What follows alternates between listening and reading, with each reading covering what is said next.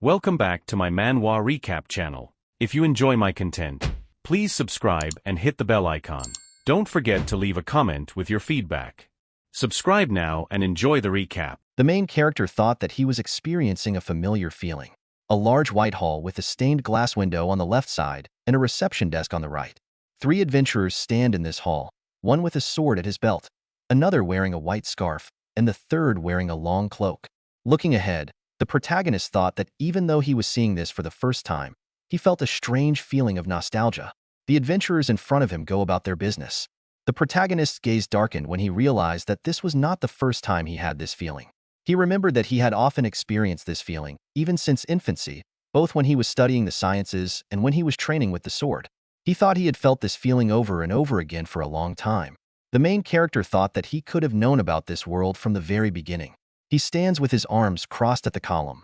He wears a gray cloak, and underneath is a blue uniform with white edges, with a black belt cinched tightly around his waist. Suddenly, someone called the protagonist named Jean-Fry Van Raid. His eyes opened wide, and he opened his mouth slightly. The woman at the front desk, smiling widely, thanked the main character for waiting. Stretching her hand forward, she assumed that he had come today to register as an adventurer.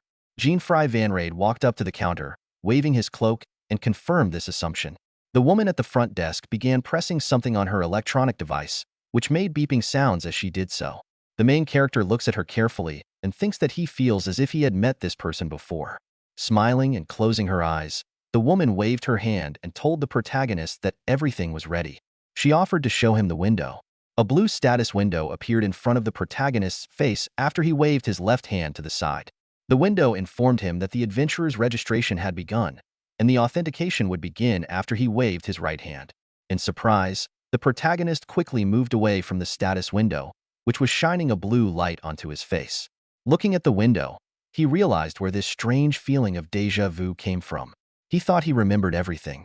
He looked down at his hand, his blue eyes frowning slightly and a few beads of sweat running down his cheek. The woman at the front desk looked at him, worried. She asked him if everything was okay. The main character was reliving the memories of his previous life. The way he caught the 3-eyed rabbit while holding a spear while his friend happily held it. The protagonist has memories of how he played in this world. Holding a piece of paper in his hand, he looked at a man with blonde hair who also held a piece of paper in his hand and pointed to the left with his index finger. In the tavern, he had fun with friends, drinking from wooden mugs. The protagonist remembered that this place was inside a game that he had played so much that he was considered one of the hardcore players. Islands floating in the sky, on which there are various castles, from some of which water pours down like a waterfall. The hero remembered that this world was called Grand 7. This is a world where players travel across 7 continents to achieve world peace. Classic virtual online game. Joyful players look into the sky. A young man with purple hair held a sword in his bandaged hand. Next to him stood a guy with dark hair, whose face and body was covered by a brown cloak, and a girl with blonde hair and a quiver behind her back turned in their direction. This is what Grand 7 is, thought the main character. Looking at his hand, a bead of sweat formed on his cheek, and he wondered where he got all these memories from. Memories of this world fill his brain. The protagonist pursed his lips. He thought that he was just an ordinary person who dreamed of becoming an adventurer. He had a dream of becoming rich to such an extent that his family could live a well-fed life. His trembling hand rose to his collar. He thought that the world he lived in was just a game from his past life. The main character waved his hand to the side. A drop of sweat ran down his cheek. His left eye was covered by his bangs, and his right eye began to emit blue energy. The thought appeared in his head that this only meant that he was practically unstoppable. The worried worker asked him if he was okay, since he had been shaking for some time. He tilted his head, and a smirk appeared on his face. With a grin on his face, the protagonist slammed his fist into his palm and said that this was just his excitement as a warrior. The woman from the front desk was left speechless. Jean-Fry Van Raid thought this was getting interesting. Looking at the login window in front of him, he thought that he had no idea why his memories were only returning now. He raised his hand in front of the window and thought that the first thing he would do would be to use his memory to gain an advantage on his way forward.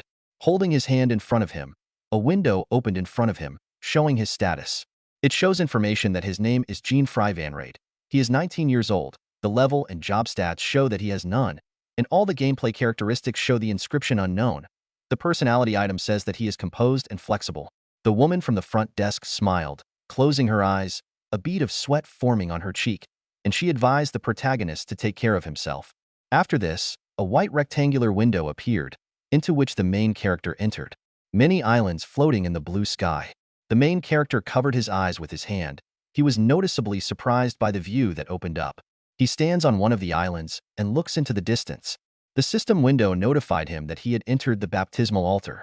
Removing his hand from his face, he said that even the baptismal altar looked just like in the game. He looked to the side and noticed something. There were 4 other aspiring adventurers on this island. A guy in a cloak, a girl with long brown hair, a bald man in green clothes with his hand on his knee, and a blonde adventurer looking into the distance. The main character thought that in the tutorial level of this game, 5 new adventurers get together. The bald adventurer looks into the distance. A girl with freckles on her face straightens her hair. The guy in the raincoat has his eyes closed, and the adventurer with blonde hair looks at him through his glasses.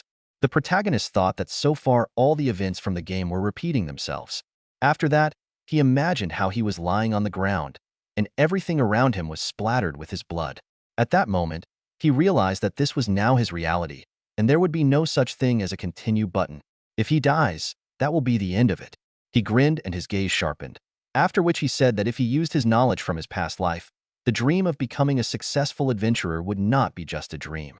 A voice rang out, notifying the participants that the baptism ritual would begin in 30 seconds. All the adventurers sitting on the ground stood up and turned towards the sound. The same voice told them to choose their equipment. Jean-Fry Vanrade said that it looks like the beginning, and even the notification is exactly the same as in the game. All participants ran away in different directions, but the main character remained standing, holding his hand in his pocket. A spear and a battle axe appeared next to the bald man. He shouted that he would be the first to choose his weapon. A sword with a red ruby inlaid in a wide guard. A green bow with a drawn string and an arrow with a wide and long tip, and a sword with a short hilt appeared. 2 hands grabbed the shaft of the weapon. The weapon is called Guardian Spear. Its rank is E+, the attack stat is 21, and the durability is 50 out of 50. The bald man shouted to the woman with freckles to take her hands off the weapon, but she replied that she took the weapon first. The bespectacled young man reached for a beautiful sword, with an interesting gold pattern on the base of the blade. The sword is called Red Sword. Its rank is E, attack 19, durability 60 out of 60. The cloaked adventurer hit him, shouting for him to move away, and this sword belongs to him, and the glasses flew off the young man's face. The upset protagonist folded his hands behind his head and said that he saw it. He saw it too. Force job system. There is a woman standing with a sword in her raised right hand, symbolizing a swordsman. Behind her is a hooded adventurer holding a magic wand, demonstrating a magician, and below is a man in clerical robes holding a cross in front of him. Depending on how the participant proves himself in the baptism ritual, his list of profession choices will be limited. All participants in the ritual argued among themselves over weapons. Jean-Fry Vanrade thought that this system was unfair to newbies. He remembered how he did a reset marathon in his previous life, until a really good profession appeared. The bald man grinned and said that he had won, looking towards the main character, while the girl with freckles looked at him angrily. The bald man, holding a spear on his shoulder, attracted the attention of the other participants, saying that they had a lazy person here. The main character, not paying attention to him, mentally thanked him for the compliment and moved on, which is why the bald guy's face darkened. He looked at him, annoyed, and said that the main character was trying to act cool. The protagonist walked towards the weapons flying in the air, such as a spear, crossbow, and thought that he would go with these weapons. Walking towards the dagger, he stopped in front of a SSS-Ranked purple dagger. The weapon is called Normal Shortsword. Its rank is F-, attack 1, and durability is 90 out of 90. The bald guy pointed his finger towards the main character and said that this weapon only has 1 attack point, and told him not to cry when he gets a bad profession. The protagonist smiled, looking at the dagger falling into his open palm. The bald adventurer pointed his finger at the main character, standing behind him and laughing at the adventurer in a cloak, who did not share his joyful mood. The main character thought that the common sense of this world states that the strength of an adventurer is determined by his profession. After this, he wondered whether this common sense was actually correct. He thought that the knowledge of an ordinary person was not comparable to the knowledge of hardcore players, after which he squeezed the dagger in his hand and smiled. He thought that the only correct answer here was to take this normal shortword. The system voice announced the beginning of the baptism ritual. A square of white stone with a small thick column in the center and long narrow columns on the sides. In the sky above these columns are floating islands. The system voice notified participants that the time limit was 5 minutes. Flying insect-like monsters appeared out of nowhere. They flew towards the new adventurers, and the system voice announced that their goal was to kill as many creatures as possible. All 5 people looked up at the approaching danger. The main character remembered what kind of creature it was. Winged centipede, a creature that appears only in baptism ritual. Looking up carefully, he thought that the paralyzing poison of this creature could immobilize anyone. Smiling, the bald adventurer told the frowning protagonist to try not to die. He then grinned at him. The main character looked back and sighed. He thought it would be better to ignore such people, and also that such people were found everywhere, even in the game. The system announced the beginning of the baptism ritual. All participants prepared to defend themselves from the monsters attacking from above. The monster flew towards them.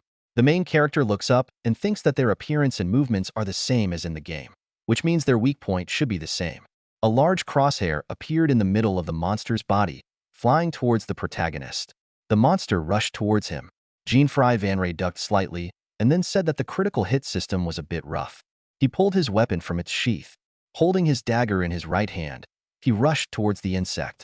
The main character's blow cut the monster's body in half. The monster in the sky exploded with a blue flash behind the protagonist. The system window reported that Winged Centipede was defeated. The rest of the participants looked in his direction in amazement. As he continued walking, Jean-Fry Van Ray looked at the dagger in his hand and thought it worked perfectly. The bald adventurer, holding the spear tightly in his hand, annoyedly said that he must have just been lucky and should not become arrogant about it. In his thoughts, he was surprised that the main character was able to kill the monster with one blow, and thought that he did not know how he managed to do it.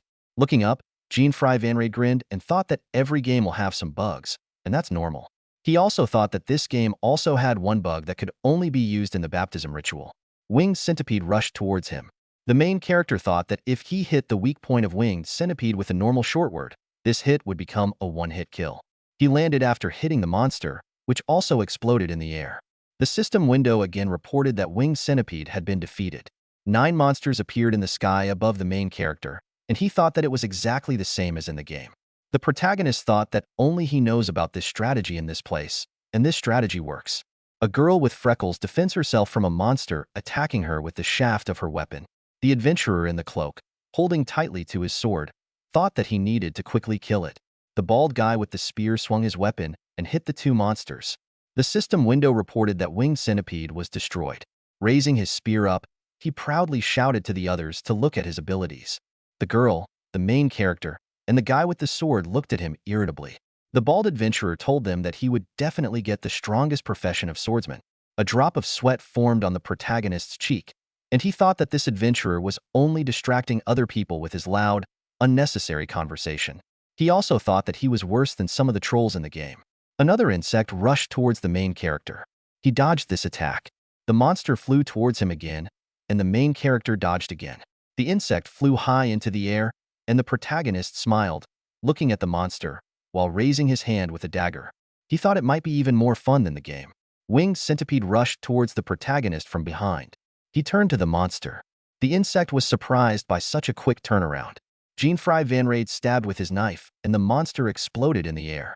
The system window again announced that Winged Centipede had been destroyed. He looked back, his eye was glowing blue and he was smiling. The voice of the system announced that time was up, which means the baptism ritual was now completed. The same voice said that the participants would be given a job based on how they performed. The cloaked adventurer looked at the system window that opened in front of him.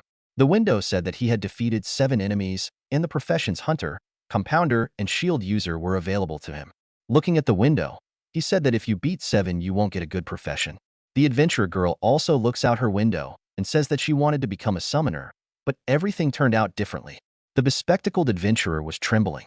There was a window in front of him saying that he had killed 0 monsters and could not register as an adventurer and was not available for any profession.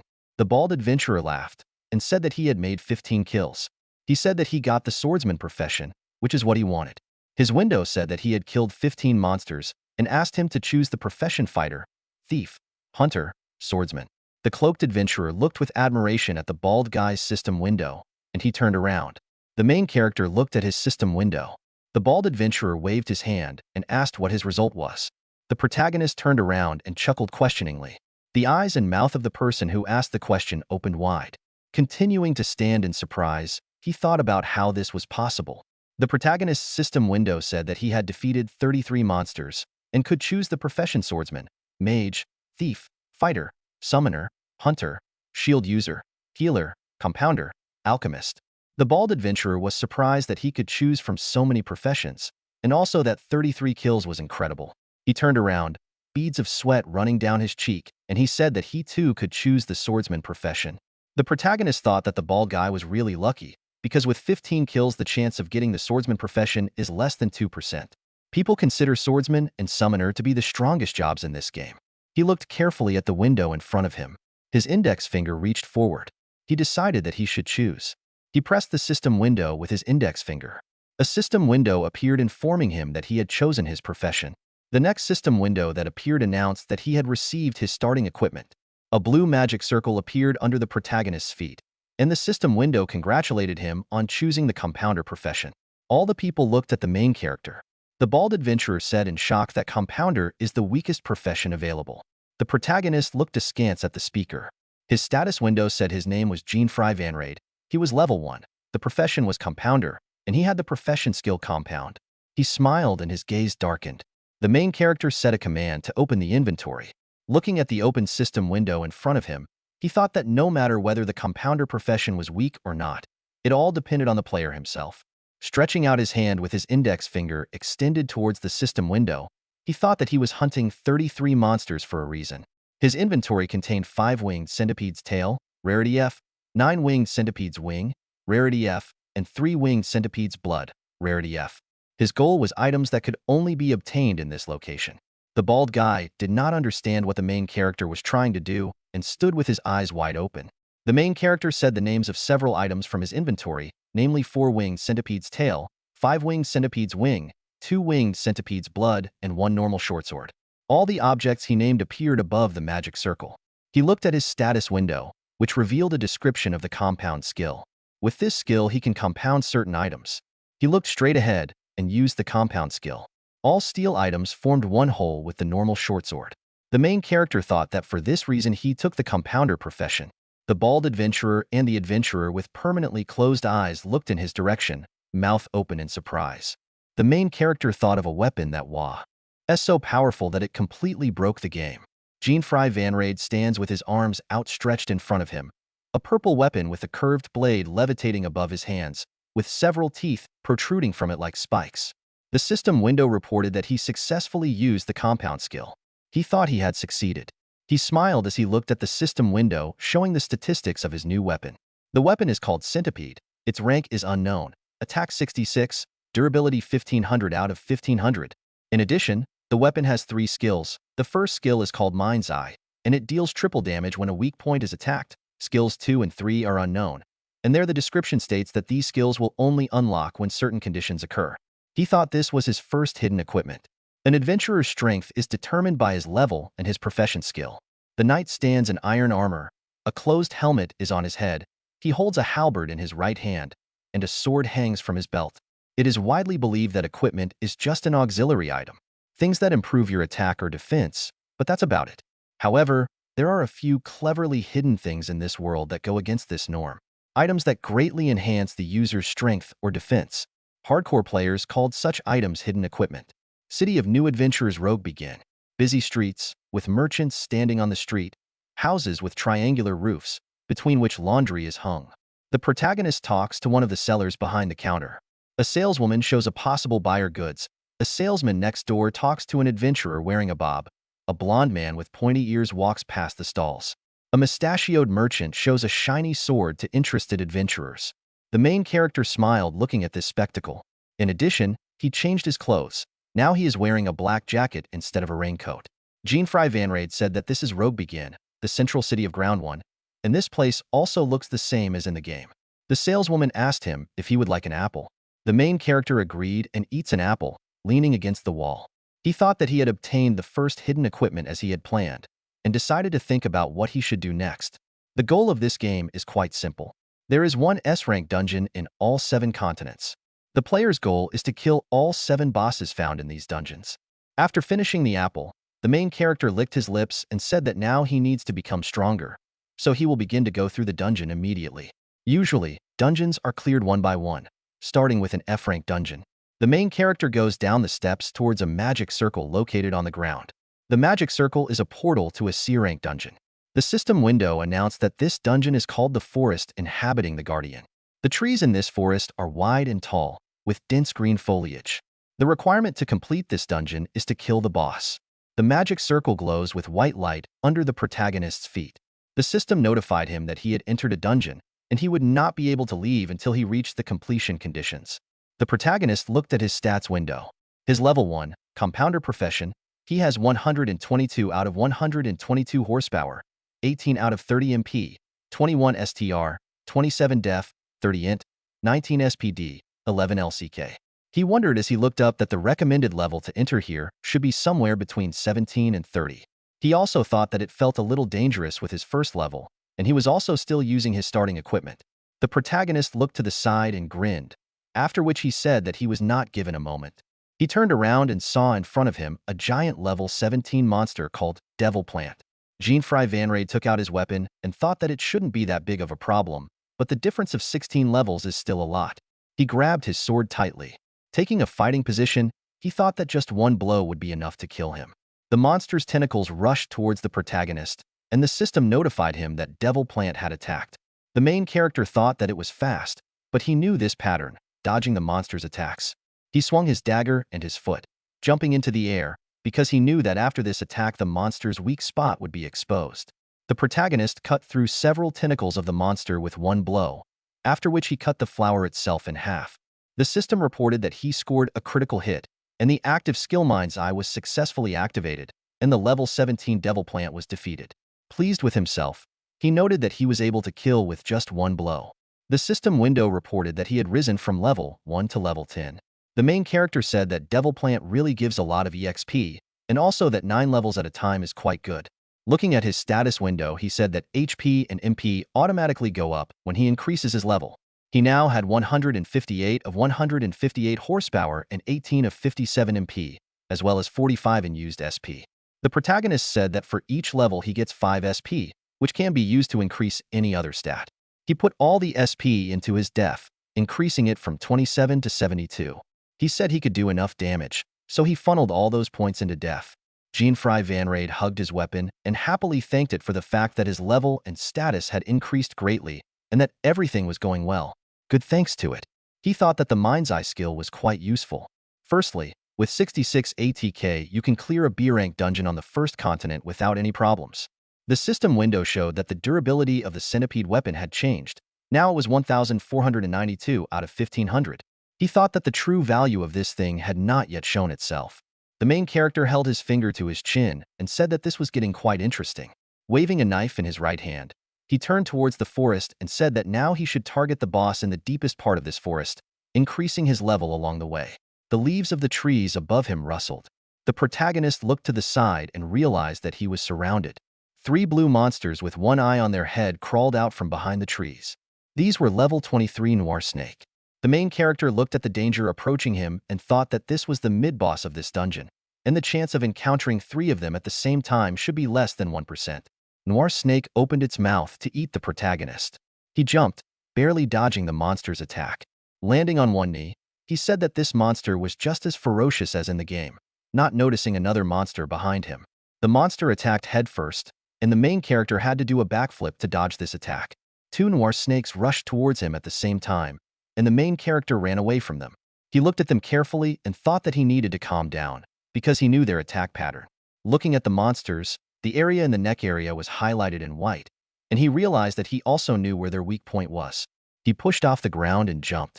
While in the air, he thought that the only place he could cut through was the neck of the monsters, which means that if he aimed there, killing them with one blow was quite possible.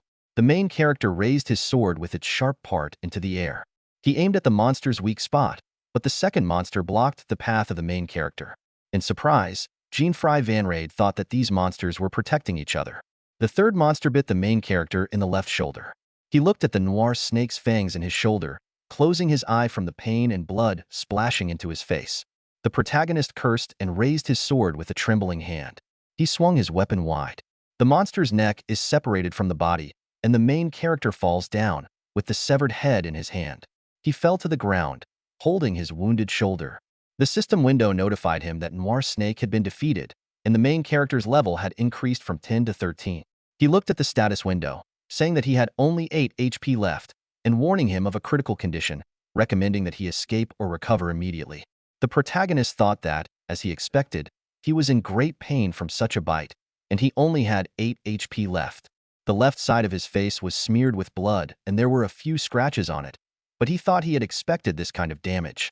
By increasing his def stat to 72 upon reaching level 10, he was able to get a second chance for himself. Thanks to this, as long as he has full HP, he will not be killed with one hit in this dungeon.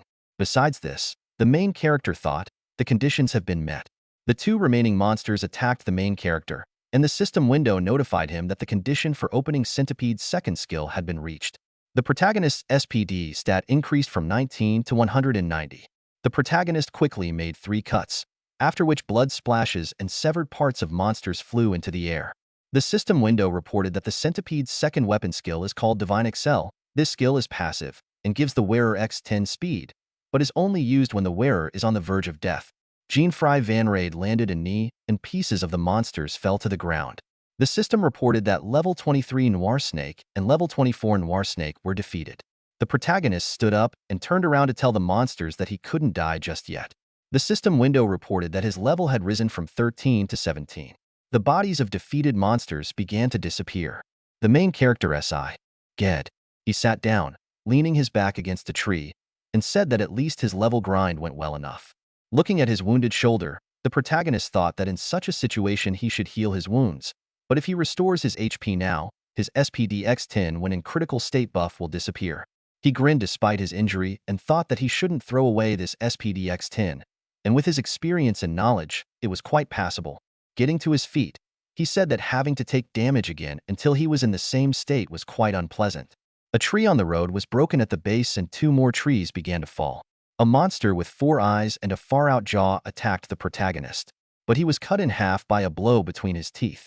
The monster fell, and the main character landed behind it after his attack. He grinned and said that these weak mobs are very easy. The corpses of the monsters he killed began to disappear, and the main character said that he would turn this SPD X10 into EXP X10. But, although not everything is so simple, it definitely increases the efficiency. He continued to walk deeper into the forest, saying that everything would be fine if he could continue to level up until the boss appeared.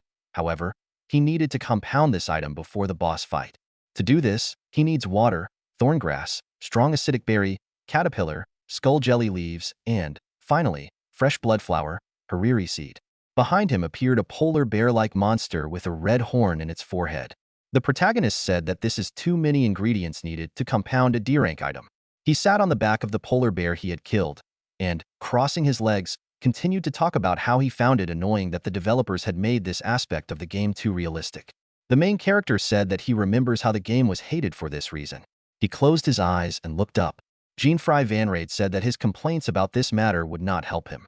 He got up from the bear and went further into the forest to collect materials before he encountered the boss. A waterfall flows from a high mountain, and 2 birds fly in the sky. The main character collected fresh blood flower and thorngrass and put them on a white napkin. He crouched down to touch a flower with very thick roots. Holding a blue berry in front of him with 2 fingers, he said that he had found a strong acidic berry. The protagonist thought that things were going well. While looking at the berry, someone asked if it was Jean-Fry. Jean-Fry Van Raid looked back to see who said it. 2 young men came out of the forest, a guy in a red shirt with blonde hair and a guy in a green shirt with dark hair. The protagonist, looking at them, remembered that this man was from the same village as him. The guy in the red shirt mockingly asked what Jean-Fry the loser was doing here as an adventurer. Looking at him, the main character called him Julius and thought that this guy became an adventurer 2 or 3 years ago, and yet he is still loitering around here. Looking at the protagonist sitting on the ground, Julius determined by his equipment that he was a compounder and laughed at him. Julius had a smug smile on his face and said that it looked like the main character couldn't even buy new equipment. The guy in the green shirt standing behind him asked if this was his friend. Waving his thumb behind his back, Julius told him that wasn't the case and they had simply lived in the same village when they were children. He also said that the main character is the poorest of all the inhabitants of their village, and it would be embarrassing to be friends with someone like him. The protagonist's face darkened when the blonde guy said that his father was dead and his mother was sick and lay in bed all day. The guy in the green shirt said that the main character is a pathetic guy. Lowering his eyes, The protagonist thought that he was clearly unlucky to meet such a disgusting person here. He thought that his father really died when he was still young, and even now his sister is looking after his mother. That's why he became an adventurer in order to earn money. The main character woke up from his thoughts and frowned when Julius said that right now he was telling his heroic tale. The blonde guy irritably asked what was wrong with the main character's eyes, and if he wanted to be beaten like before. He grabbed the protagonist by the collar, and he thought what he should do now. Julius raised his fist to strike, but there was a loud roar. Both guys looked in the direction of the sound, a drop of sweat running down the protagonist's face. An excited adventurer in a green shirt saw something and wanted to say what it was called. In front of him stood a giant humanoid monster with one eye and a club in his hand. The system window notified that the level 31 Cyclops boss had appeared. Julius shouted to his friend to run away from there. Jean-Fry Van Raid, with 2 beads of sweat on his cheek, said that the boss was targeting him. Cyclops swung the club in his right hand, and the guy in the green shirt raised his hands up in a futile attempt to defend himself. Blood was spilled. The main character looked with wide-open eyes that glowed bright blue. Julius fell to the ground and trembled all over. Next to him were drops of fresh blood that sprinkled the ground around the boss's blow. The boss turned towards the main character. The system window reported that he has the one-eyed skill.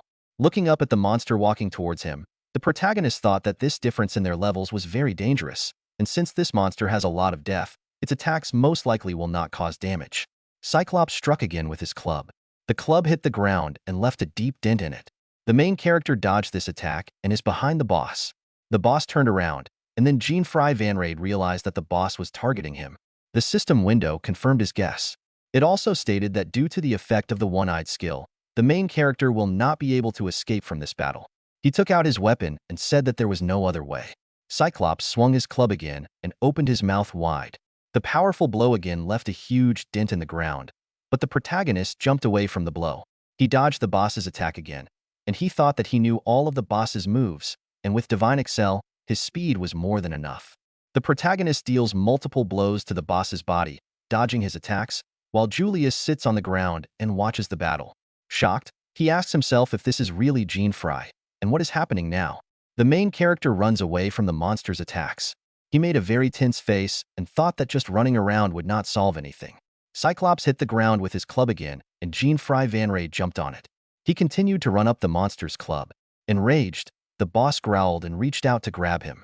He missed, and the protagonist was able to jump onto his fist and then jump up. He jumped so high that he ended up over the head of the monster, who lost him. The main character jumps and prepares to strike. The air swirls around him. He saw that the back of the boss's head was completely open. The protagonist took the centipede in both hands and swung the weapon. He looked down, his gaze frowning. Having hit the boss's neck, he realized that he was practically unable to inflict damage on the monster. Jean-Fry Van Raid pulled the sword from a shallow wound on the back of the boss's head. Cyclops quickly turned his head. He growled and hit the place where the main character stood with his club. The boss hit himself in the neck, but the main character managed to jump from the monster's neck. The protagonist stood and looked at the boss. There were several scratches on his face. The main character said that it was difficult for him to fight him on equal terms, at least with such a difference in levels. A guy in a red shirt lies in the bushes, watching the battle break out. He saw Jean-Fry Van Raid dodging all the monster's attacks and jumping around it. Watching this battle with tired eyes, Julius thought that he did not know what buff Jean-Fry was using, and he did not have time to follow his movements. The boss hit the ground with his club, and the main character managed to run away from the blow. He was so tired that steam began to come out of his mouth. The protagonist thought that he really needed to create something. He thought that he already had thorngrass, strong acidic berry, and fresh blood flower, and now he needed to find the remaining ingredients too. He looked towards Julius lying in the bushes and thought that all the items he needed could be found in the area if he looked around. To the right of the perplexed guy in a red shirt lay hariri seeds. To the left were skull jelly leaves, and right in front of him in the grass lay a caterpillar. The main character ran straight towards him. The boss ran after him, and Julius shouted to him not to come here. The protagonist ran over Julius, who fell, and the monster behind him let out a terrifying roar. The system window reported that the main character received a caterpillar with rarity F, hariri seed with rarity F, skull jelly leaves with rarity D. Running up to the lake, the protagonist thought that he was finally able to find water. He stood in the pond, and the system window reported that he had received water with a rarity of F. Jean-Fry Van Raid opened his mouth and said that everything was now ready, after which he used the compound skill. The water swirled around him and 6 system windows appeared above his head. A bottle with a cloudy liquid inside appeared in front of him. The system window reported that it had successfully compounded poison with rarity E, as well as the effect of this item stating that whoever drank it would be poisoned, and their HP would decrease every second. Julius recognized the item in the hands of the protagonist and said that Cyclops is highly resistant to poison. After that, he added that even if the protagonist can force the boss to drink poison, the effect will not last long. The main character, standing with his back to him, said that he knew this. He thought that his goal from the very beginning had been to compound the poison with this thing. In front of him was a flask with red liquid. The system window notified the protagonist that he had used Noir Snake's CSF and Noir Snake's cerebrospinal fluid, both items with rarity C. He held poison in front of him, and beams of purple energy shot upward. He smiled, and the bottle in front of him changed. The system window reported that it has successfully compounded strong poison with rarity D, and the effect of this item is that it will severely poison the drinker, reducing their HP every second. Julius looked at what was happening warily and was surprised that this was an object that had been compounded twice. The protagonist thought it was time for the last stage. He opened the lid of the strong poison bottle and poured the liquid onto his weapon lying on the magic circle, after which he used the compound skill. Julius was surprised by this and asked the main character what he was doing. The system window reported that a poisonous attribute had been added to Centipede. Jean-Fry Van Raid took his weapon in his right hand and extended that hand forward. He thought that this was Centipede's true form. The guy in the red shirt, still sitting on the ground, watched the main character.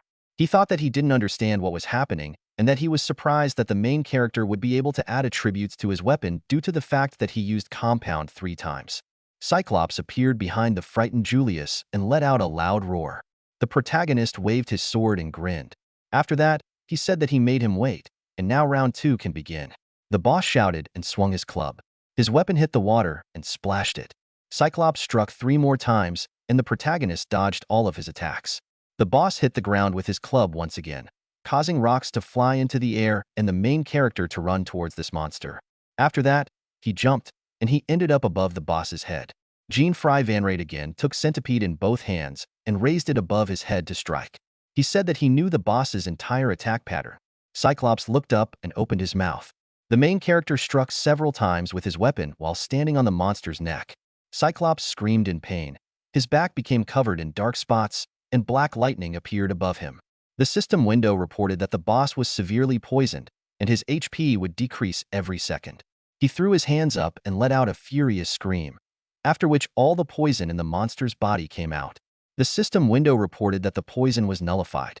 Jean-Fry Van Raid swung his weapon again and said that he would do this as many times as necessary. The boss's face became covered with dark spots. The system window reported that Cyclops has been severely poisoned. He waved his arms again and shouted, releasing the poison from his body. The system window again reported that the poison was nullified. The protagonist jumped to the left. The system window again notified that Cyclops has been severely poisoned. The boss raised his hands again, and the system window again said that the poison was nullified. The boss's legs were covered with dark stains from the poison. The system window reported that the monster was again severely poisoned. The protagonist said that, apparently, poison is the correct answer. It jumped up towards Cyclops' neck, which was covered in dark spots, its one eye closed and a white liquid flowing from its mouth. Jumping again, the protagonist ended up above the boss's head, after which he thought that he would end this. He raised the weapon up to plunge it into the monster's body. Cyclops' eye opened wide when he saw the protagonist's centipede pierce right into the pupil of his eye. The boss screamed in pain, and his entire body was covered in dark spots. The system window reported that the main character dealt a critical hit, and the Mind's Eye skill was activated. Cyclops fell to his knees. After that, the monster's body fell to the ground, and white steam came from its body. Jean-Fry Van Raid landed on one knee with a slight thud. The system informed him that he had defeated Cyclops and received experience points. Julius stood up and held onto the tree trunk. He said if it really happened. He looked at the protagonist standing with his back to him, holding his sword in his hands, and wondered if this was really the same Jean-Fry. They looked at each other. Julius ran in the opposite direction from the protagonist, thinking that he would kill him. The main character said that it somehow worked, after which he put the weapon into his inventory and opened the status. The status window showed that his name is Jean-Fry Van Raid. He is level 23, his profession is compounder, HP 8 out of 169, MP 18 out of 65, STR-21, Def 72, Int 30, SPD 190 due to buff influence, Luck 11, and he is in critical condition. The main character noted that his level had risen a little, and he would think about his unused SP later. He closed the status window with a wave of his hand and opened the inventory window. The system window reported that he received 350,000 gold, Cyclops Fong with Rarity D, and invited him to view the rest of the rewards by clicking the See More Below button. The protagonist clenched his hand into a fist and smiled. He thought that killing the boss gives a lot of gold, and he will send this gold to his mother. He extended his index finger to the system window in front of him and said that one of the biggest advantages of playing alone is the ability to take all the rewards for yourself. The main character said that the rewards contained the material he needed. After that, he said that he had found this material. The system window showed the boss's eye. It informed the protagonist that the item was called a Cyclops Eyeball, had a rarity of C, and described the item as a somewhat grotesque-looking item that could be sold for a decent price. Jean-Fry Van Raid said that it would be better to ignore how it looked, after which he closed his eyes and closed the inventory window. He looked to his right and thought that he had obtained one of the materials he needed to create the next hidden equipment. There is a curved path through a green plain surrounded by large stones. The system window reported that this place was called Flat Plain, and also that it was a D-rank dungeon. Standing under a tree, Jean-Fry Van Raid stretched and said that he had finally come here, and that he had many memories associated with this dungeon. He held his hands behind his head, and his face suddenly became sad. He lowered his hands, and the wind blew leaves from the trees. The main character thought that the ultimate goal of the game is to kill Demon God in all 7 continents, which means he needs to start with the very first one located on this continent. The statue of an angel with its wings wide open folded its hands in front of it in prayer. The protagonist thought that he would need to find the second hidden equipment in this place. He looked at the weapon in his hand, after which he said that in order to solve the trial at the fallen goddess's statue, he would need Cyclops Eyeball and one more material, which is what he came here for. The 3 monsters bared their teeth and growled as the protagonist approached them. They ran at him, but the main character fought them off with blows of his sword. He thought he needed to take it up a few more levels. He walks past the corpses of the monsters he killed. Jean-Fry Van Raid thought that he would kill all the demon gods and create a peaceful world, free from all monsters. His sister is talking to his mother, holding a tray of dishes. The room they are in looks very shabby. The main character thought that after the world was liberated, he would receive so much money that his family could live a good life. His face and clothes are splattered with the blood of monsters. The protagonist at this moment thought that he would also shut the mouths of all the villagers who looked at him with contempt. He just needed to become stronger. He thought he could achieve anything. He wiped the blood from his face with the wrist of his right hand, in which he held his weapon. The system window reported that it raised the level 4 times. The announcement said that they brought today's news from the Adventurers Association. The white and gold clock tower rises above the various houses around it. The news reported that yesterday a new adventurer killed 33 creatures at the baptism ceremony, and such an unprecedented record became a hot topic within the association. The people on the street listening to the announcement couldn't believe what they heard. The announcement also revealed that this new adventurer's name is Jean-Fry Van Raid. 2 people stood under a blue and white umbrella and discussed what they had heard. The girl with a scarf on her head held a mug in her hand and put her fingers to her face. The ad described the protagonist as a dark-haired man with blue eyes who went to a newcomer town, and then the announcer moved on to other news. Some information about overhunting of the cobalt bird has been announced. 2 rocks loomed over the crooked road, and the sounds of cutting could be heard. A fish-like monster fell at the feet of the protagonist. He put his sword behind his back and said that he found it strange that he had been looking for the material he needed for a long time, but could not even find 1. The main character said that he has already collected many different materials, but he still needs cobalt bird feathers. He placed his hand on his head, a bead of sweat running down his cheek. He presented a blue bird with a black beak and a white spot on the front of the body and said, "Cobalt bird is not even that rare of a monster. There are only 7 dungeons on one continent. Among them, 6 dungeons are distributed in ranks from F to A, and the 7th dungeon, which houses Demon God, has a rank of S." A cobalt bird flew in the sky. The main character thought that the highest spawn rate for cobalt bird should be in a D-rank dungeon on the 1st continent, where the protagonist is located, but something was wrong. He said that there was nothing to be done, sighed, and put his weapon in his inventory. After this, the main character said that in this case, he would first go to the city and try to find some information about it. Houses in the city have white walls and red-tiled roofs. The protagonist entered the alley and looked to the right. after which he said that he was sure that the general store must be somewhere here. He looked at the sign, after which he said that he had found the store he was looking for and would go ask someone inside. A scream was heard from the store as the main character grabbed the door handle. Men wearing bandanas and bags over their shoulders were inside the store, and a man in a red bandana told the others it was time for them to get out of there. One of them pushed the protagonist standing in the doorway and told him to move away. They were walking down the street, and one of them said loudly that they had caught another big fish. Looking at their back, Jean-Fry Van Raid wondered if this was a robbery. A woman and her daughter walk in front of the men in bandanas. The woman turned around when one of the bandits shouted to the little girl to move away. After that, his hand pushed the girl. She began to fall onto the stairs and her mother screamed.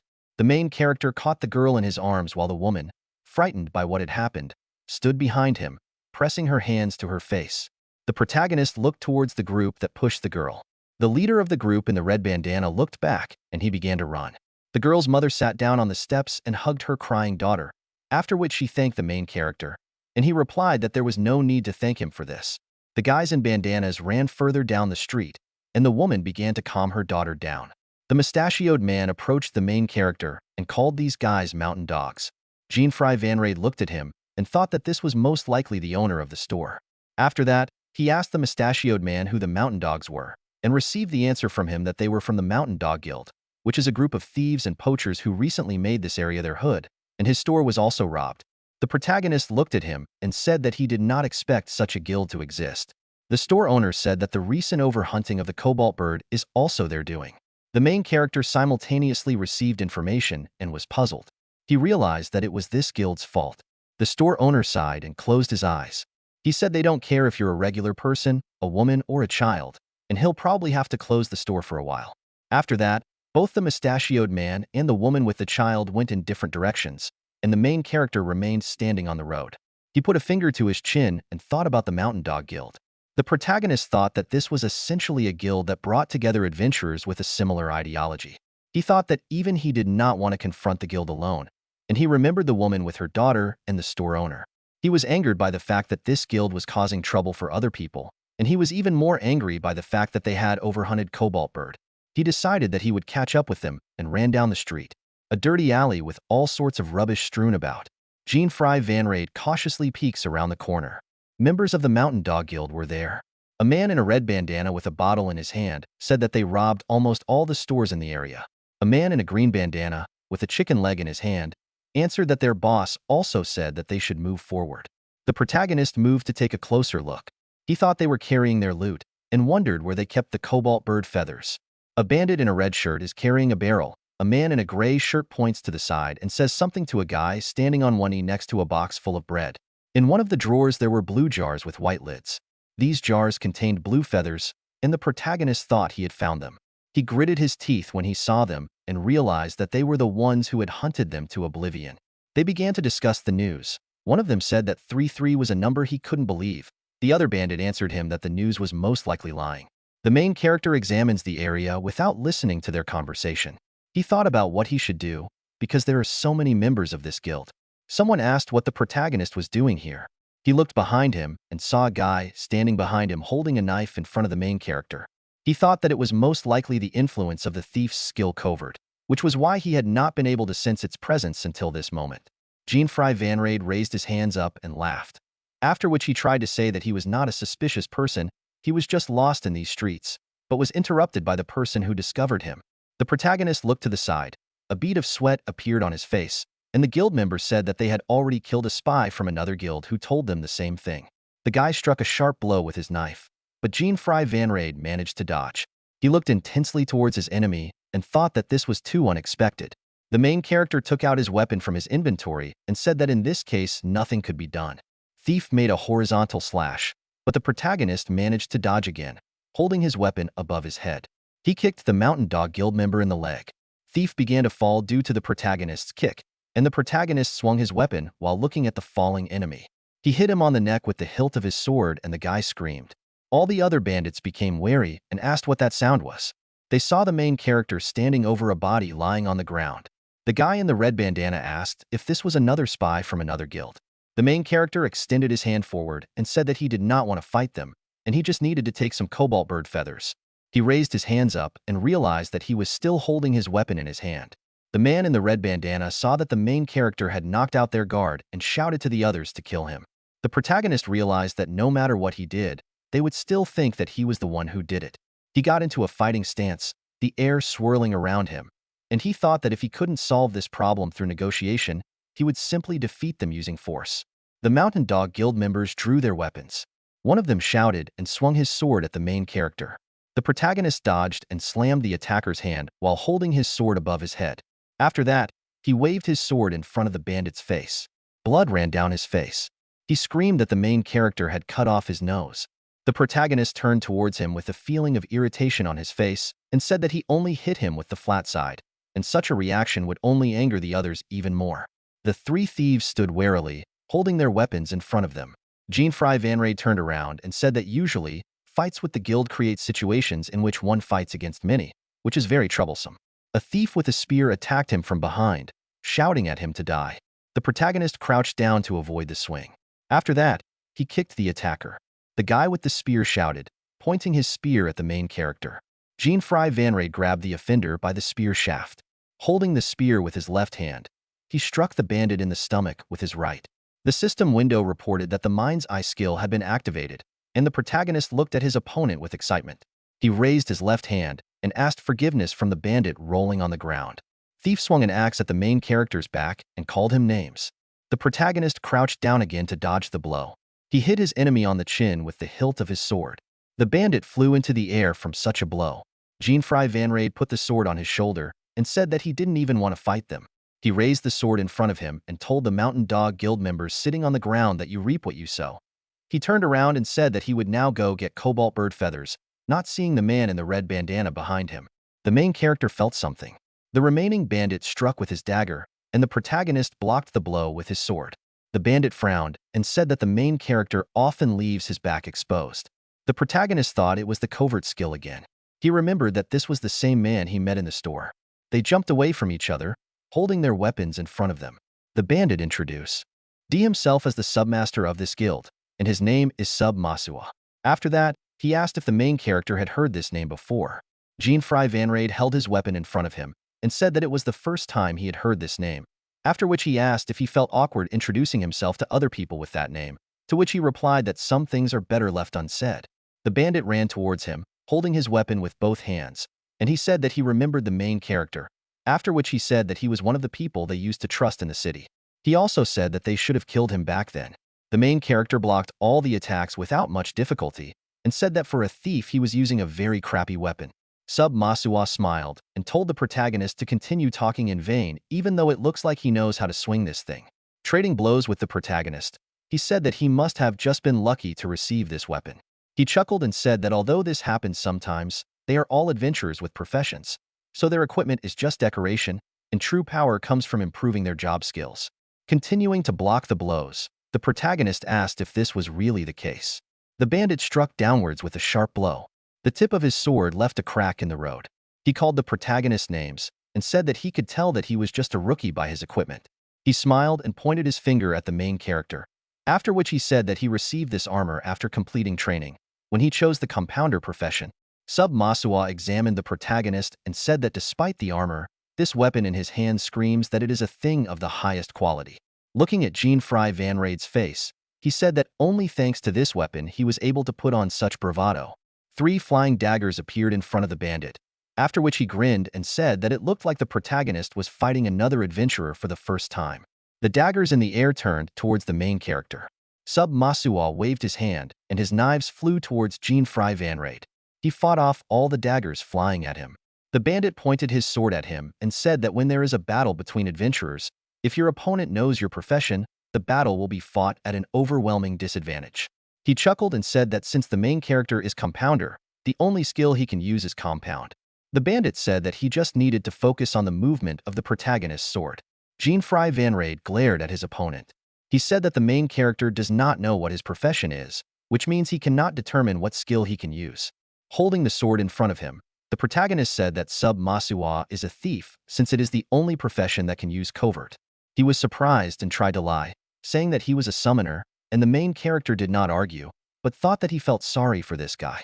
However, He is still wondering whether this person has learned the plunder skill or not, since it will be quite problematic if he loses his centipede due to the plunder effect. The protagonist tightly grabbed his weapon in front of him and thought that he needed to end this battle as quickly as possible. He ran to the guy in the red bandana. The main character swung his weapon, but members of the Mountain Dog Guild appeared behind him. He was surprised and turned around. 2 more people attacked him, and he thought these guys were also using covert. He did a backflip to avoid an attack from one of them. He rolled back and landed on his feet. He struck with the hilt of his sword. The blow ended up being a direct hit to Sub Masua's crotch. The system window reported that the main character dealt supercritical damage and the Mind's Eye skill was activated. The bandit lost consciousness for a moment due to the blow he received. He screamed so loudly that he broke the windows of houses nearby with his scream. He fell to the ground, foaming at the mouth, as his colleagues called for him. They said their sub-boss was knocked out and the main character apologized for it. He lowered his head and sighed. He said it felt like the end of this match, standing behind the bandits. Sub Masua was lying on the ground with foam flowing from his mouth. Jean-Fry Vanrade said as he held his blade in front of him that if they didn't want to become the same, they should give him the cobalt bird feathers. One of the bandits was scared by such a request, and the other smiled, folded his hands and asked if the main character said that he needed cobalt bird feathers. After that, he walked aside and said that he would bring it immediately. Several more members of the Mountain Dog Guild appeared behind him, and the bandit who remained behind pointed his finger at the protagonist and said that he was the one who beat up their people. The 2 bandits the protagonist was talking to turned around. One of them thanked God for bringing more people, and the second shouted that the main character was most likely from the enemy guild. Jean-Fry Vanrade opened his mouth in surprise and said that they were sure to pop out like some hornets. Members of the Mountain Dog Guild surrounded the protagonist. The bandit in the red shirt said that the protagonist has enough courage to fight the Mountain Dog Guild, and the other one was surprised, holding a dagger in front of him, and he asked if he really called them all here for one guy. They noticed their submaster lying on the ground with foam coming out of his mouth. The bandit screamed, trying to understand what had happened to him. Sub Masua lies on the ground, with X's for eyes and foam at the mouth. Someone from the guild said that he was completely out cold. They looked down and the guy in the red shirt said he couldn't believe the protagonist beat up their submaster. The second, in the same shock as the first speaker, said that this was impossible, and he most likely just drank too much. The red shirt thug called out the main character for beating up Sub Masua while he was drunk. Jean-Fry Vanrade stood at a loss and smiled, remembering how the Mountain Dog Guild submaster talked about himself. He thought that he wasn't actually drunk at that moment, but he was definitely drunk on his meager power. Someone asked what all the noise was going on here. The bandits turned to look at the speaker. A man wearing a brown vest and a red headband walked towards them, followed by 2 members of the Mountain Dog Guild. He looked menacingly to the side. Behind him were rays of dark energy. All the bandits ran up to him and began to call him Master or Guild Master. The protagonist put the sword on his shoulder and thought that this is the guild master of this guild, and he is willing to bet that his name is Guild Masua. He listened to what his colleagues told him, after which he asked if someone really just came here and started fighting their guild, to which he was told that was essentially what happened. Jean-Fry Vanrade stood among the people he cut down when one of the bandits told his guildmaster to look at the fact that even their submaster had lost to the main character. The bearded guild master looked at him appraisingly. The protagonist looked at him without blinking an eye. The guild master said that these were indeed people from their guild, and then asked which guild the main character was from. He replied that he was a loner, and he was not a member of any guild. The leader of the bandits grinned, pointed a finger at him, and asked if this meant that the protagonist did it all alone. He replied that it was so. Mountain Dog Guild Master put his hand to his face and laughed. After that, he looked at him and said that he liked the protagonist, and therefore he allowed him to join his guild. Jean-Fry Vanrade stood in shock as a blue bird flew behind him. The rest of the guild asked their master what this meant. He folded his hands across his chest and said that normally he would have made him regret that he dared lay his hands on their guild. He laughed and said that he was able to defeat Sub Masua. So he's not bad, and for that he allows him to join the guild. He put his hand on the protagonist's shoulder and asked if he was really so happy that he couldn't say a word. After that, he invited him to have a little drink together first. Jean-Fry Vanrade looked down and said he was refusing. He threw away the guild master's hand, and he was quite surprised by this action. The protagonist frowned and said that he came here only for the cobalt bird feathers and to take revenge for the general store and the little girl. After that, he asked who would even want to join their mess of a guild and demanded to bring him his cobalt bird feathers. The bandit leader's face frowned, and the rest of the guild members trembled as they looked at him. Mountain Dog Guild Master trembled and asked if he really heard Jean-Fry Van Raid calling his guild a mess. The protagonist looked at him sternly and said that everything was true. He added that they are just a shitty guild that only targets the weak. The leader of the bandits pulled out his axe from his inventory and swung at the main character. His blow hit the ground, which split apart from the impact. The protagonist managed to jump away, but the blow left a huge crack in the ground. The bandit raised his axe. His eyes turned red. He grinned and said he had changed his mind. He put the axe on his shoulder and said that it was the first time he had seen someone so impudent. The guild master said that he would beat the protagonist and turn him into his slave. The main character looked carefully at his enemy and thought that with such attack power he was hardly a thief. The bandit leader swung his axe downwards, and Jean-Fry Van Raid jumped away from the blow. The bandit swung his axe horizontally, and the protagonist ducked to avoid the attack. He did a backflip and landed on his knee. His brows furrowed, and he thought that it would be a problem if the guild master used his class skills, so he should beat him up before he could use them. He ran up to the Mountain Dog guild master, who was raising his axe to strike. The protagonist crouched down to avoid the axe swing. The leader of the bandits was surprised by this movement. The main character hit him in the stomach with his weapon. He looked at his vest, which was torn due to his blow from the protagonist. The guild master realized that he had hit him with the flat side of his sword. His gaze tightened and a bead of sweat formed next to his left eye. He thought that the protagonist really hits hard, which means he should avoid getting hit by the protagonist. Jean-Fry Van Raid looked back and thought that the leader of the bandits was quite strong. The Mountain Dog guild master's gaze darkened, and he said unequip. The axe in his hand disappeared back into inventory. The protagonist was surprised and wondered why he put away his weapon. And then he realized what his profession was. The bandit leader used the infight skill and 2 circles of red aura appeared from it. His vest has disappeared. His muscle mass has increased greatly. His eyes glow red and particles of dark energy are flying around him. The system window reported that infight is a passive skill of the fighter profession. The effect of this skill doubles physical stats for 3 minutes after the weapon is put away. The Mountain Dog guild members cheered in support of their leader and shouted that the master's infight was here. The main character stood in front of the guild master, who became taller, and he realized that his class was fighter. The bandit leader raised his fist to strike. The protagonist looked at his fist in front of his face. He dodged at the last second, and Mountain Dog guild master's fist smashed through the wall. The main character ran and thought that if one such blow hits him, he will explode. The protagonist ran behind the leader of the bandits, but he noticed him and began to turn around. He raised his fist and told the main character to die. The protagonist swung his weapon, holding it above his head with both hands. He struck the bandit leader in the stomach. The system window reported that he had dealt critical damage. The guild master screamed and saliva flew out of his mouth. The system window reported that the Mind's Eye skill was activated. The members of the Mountain Dog Guild gaped in surprise. Their guild master fell to the ground, and they all looked down. Their mouths expressed dissatisfaction. One of the bandits said that the main character defeated their guild master. The bandit in the red shirt said that this new adventurer was the one they were talking about in the news. The protagonist stood against the wall and wiped sweat from his forehead with his left hand. Another Mountain Dog Guild member confirmed that the news was about a man with black hair and blue eyes. They looked closely at the protagonist's black hair and blue eyes. They realized that the main character was indeed the one they were talking about on the news, and beads of sweat formed on their faces.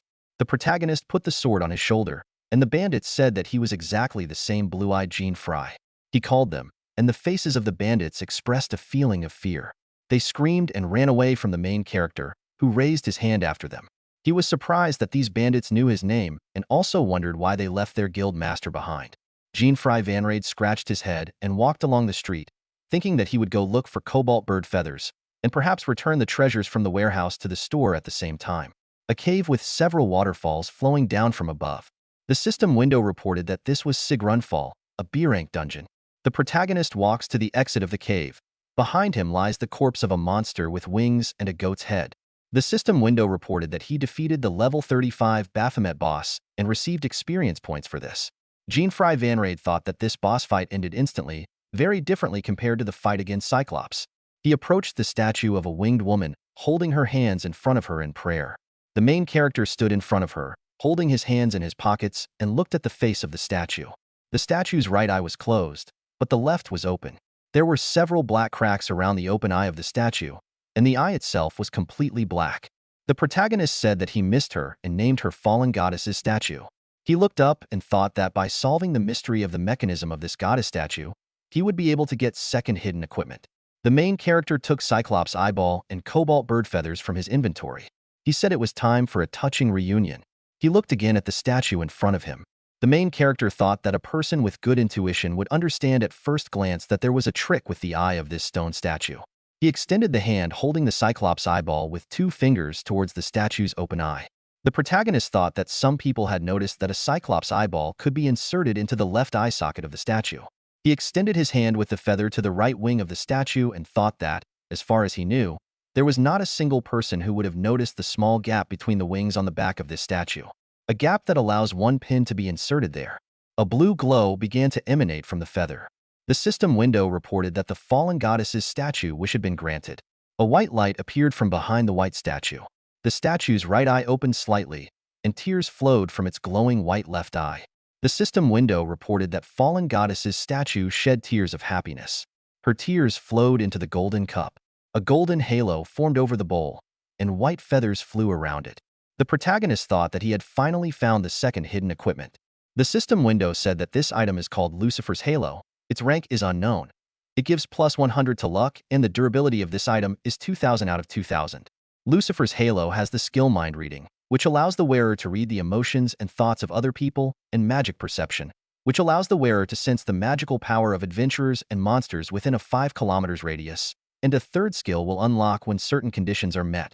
He carefully picked up Lucifer's Halo with both hands and said that he understood why the item was so hard to obtain since it had such useful features. Jean-Fry Van Rade looked up at the statue in front of him. He smiled and waved his hand, saying that he would put Lucifer's Halo to good use. The statue closed its eyes, and a smile became visible behind its folded hands. The main character said that he would immediately wear this item. As a result, Lucifer's Halo began to float above his head.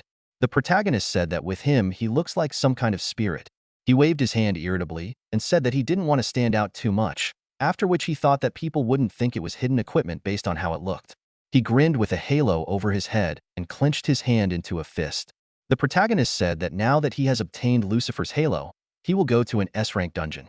A large white building with 3 arches in front and 2 main entrances, in front of which there are 4 small potted trees.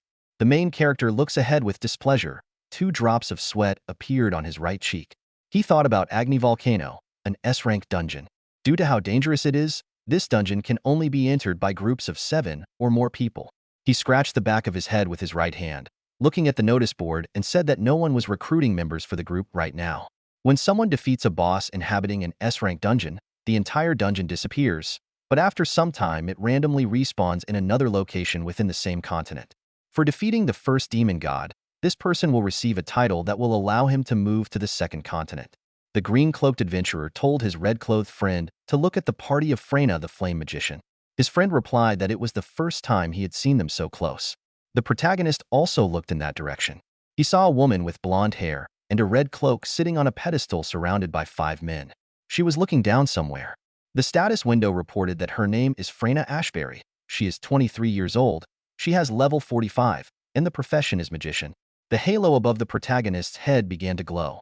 The system window reported that the mind-reading skill had been activated, and Jean-Fry Van Rade froze in surprise. He looked at her, and the system window said that he sensed desire. It also said that Freyna wants to conquer the S-rank dungeon as soon as possible, but she is faced with the problem of them due to the lack of party members. The main character grinned and thought that Lucifer's Halo immediately proved its usefulness. Freyna Ashbury and her comrades decided that they would go their separate ways for the day. The protagonist approached them. He pointed at himself and offered himself to them as the missing member of the team since it looked like they needed more people. All team members looked in amazement at the halo of the main character. He closed his eyes and thought that even without the skill, he knew what they were thinking about him now.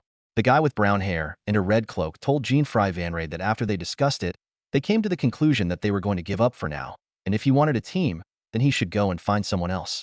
The system window reported that the protagonist felt compassion from this guy, and he is thinking about the wounded member of their team who is now in the hospital. The main character thought that they were short of people due to the fact that one person from their group got hurt. He turned to Freyna Ashbury and said that he would like to hear the leader's opinion. He looked straight at her and smiled, saying that she looked restless and she must have something urgent to do in the S-rank dungeon. Flame Magician closed her eyes and said that it was none of his business. The system window informed the protagonist that she was feeling anxiety and was worried about her father. an adventurer who had not returned from an S-rank dungeon for a month. He realized that she was worried about her father. Freyna opened her eyes and looked ahead. The system window informed the main character that he senses another anxiety from her. It also said that Freyna was looking at the halo above the protagonist's head and wondering if everything was okay with his head. He got angry and kicked the system window, much to the surprise of those around him. He coughed and apologized for the late introduction and said that his name was Gene Fry, and he also wanted to enter the S-rank dungeon as soon as possible. Freyna Ashbury thought that this name seemed familiar to her, and the guy in the green shirt behind her pointed his finger at the main character and said that if he was Gene Fry, then he was the one they talked about in the news. The party members looked at each other, and the protagonist stood, not understanding what was happening. They said that he was the one who killed 33 monsters in the baptismal altar. They were surprised that the protagonist looked too weak, and something must be wrong here. He smiled awkwardly and thought about how he created the news, and this system really reveals everything. Freyna Ashbury put a finger to her mouth and thought about how she felt like he was reading her mind or something. But this guy actually had an aura that the adventurers around here generally didn't have. Gene Fry Van Raid stood and looked forward. She thought he had an aura like he had already been through a lot. The system window reported that he felt awe, and also that Freyna felt a strange awe in his presence. The main character grinned and looked at her. He thought that he would succeed. Freyna Ashbury said she understood and allowed him to join their group. The rest of their party members opened their mouths in surprise. She stood up from her bedside table and waved her red cape. She went ahead and said that if the protagonist was useless, they would leave him behind. Gene Fry Van Raid smiled and looked away. He thought everything went well, and then thanked Lucifer's halo. He would finally be able to go to an S-rank dungeon. Agni Volcano S-rank dungeon. A group of people walks near the base of a volcano. The main character goes first. He looked up and thought that he was in the vanguard, which was the most dangerous position in case of danger. He also thought that this female captain was really ruthless, but that was not very important. The man walking in front of Freyna Ashbury whispered that he couldn't really trust the protagonist. She quietly told him that this was not a problem, because if he turned out to be useful, then nothing could be done, and if he wasn't, then he could become their bait. A guy in a uniform walked behind the protagonist. He had purple eyes and messy brown hair. He asked Gene Fry Van Raid if he was really the guy from the news. The protagonist looked up, furrowed his brows and opened his eyes wide, and said that this was probably true, but he had not heard the news directly. The guy who asked him looked at the main character skeptically and pursed his lips. The system window reported that it senses distrust, and Arthur does not trust it. The protagonist thought that he was really skeptical. The armored adventurer standing behind said that just looking at the main character is enough to understand that he is a weakling, and that he even put an angelic halo on his head. Tears of blood flowed from Gene Fry Van Raid's eyes, and he thought irritably that although it looked stupid, it was a very powerful piece of equipment. The halo above his head began to glow, and the protagonist looked at the window that opened in front of him, opening his eyes in surprise. The system window reported that the magic perception skill was activated, and the movement of unknown magical power was noticed. He felt many monsters running towards them and thought that all the monsters living near the top of the volcano began to descend down at the same time. He turned to the people behind him and shouted at the shield user to use his skill to cover everyone. He was surprised. Freyna Ashbury, standing behind him, frowned. The protagonist shouted at him to hurry up, as the eruption would soon begin. Shield user frowned and wanted to object to the protagonist, and a column of fire erupted from the volcano, and stones flew down, thrown out by this eruption. Shield user turned towards the volcano and opened his mouth in surprise. The protagonist turned around and told him that danger was coming, and he needed to protect the rest of the party. Burning stones were approaching the party of the dungeon conquerors. The shield user frowned in irritation and raised his hands up in front of him, white rectangular shapes appearing from his hands. He used the Reflect Guard skill. A protective dome in the form of a honeycomb appeared over the party, and stones began to bounce off the walls of the dome. Gene Fry Van Raid looked around and thought that it was raining from molten boulders, and they would not be able to go further until it stopped. Freyna Ashbury's face darkened, and she told everyone to get ready and just wait in this place. She took her magic wand in her right hand and looked ahead with a frown. Freyna Ashbury took the staff in both hands and opened her mouth. After that, she used the Meteorite Blaze skill. A huge fireball appeared in the sky above her, and a giant white and red magic circle appeared under her feet. She extended her hand with her staff forward, and the fireball in the sky moved forward.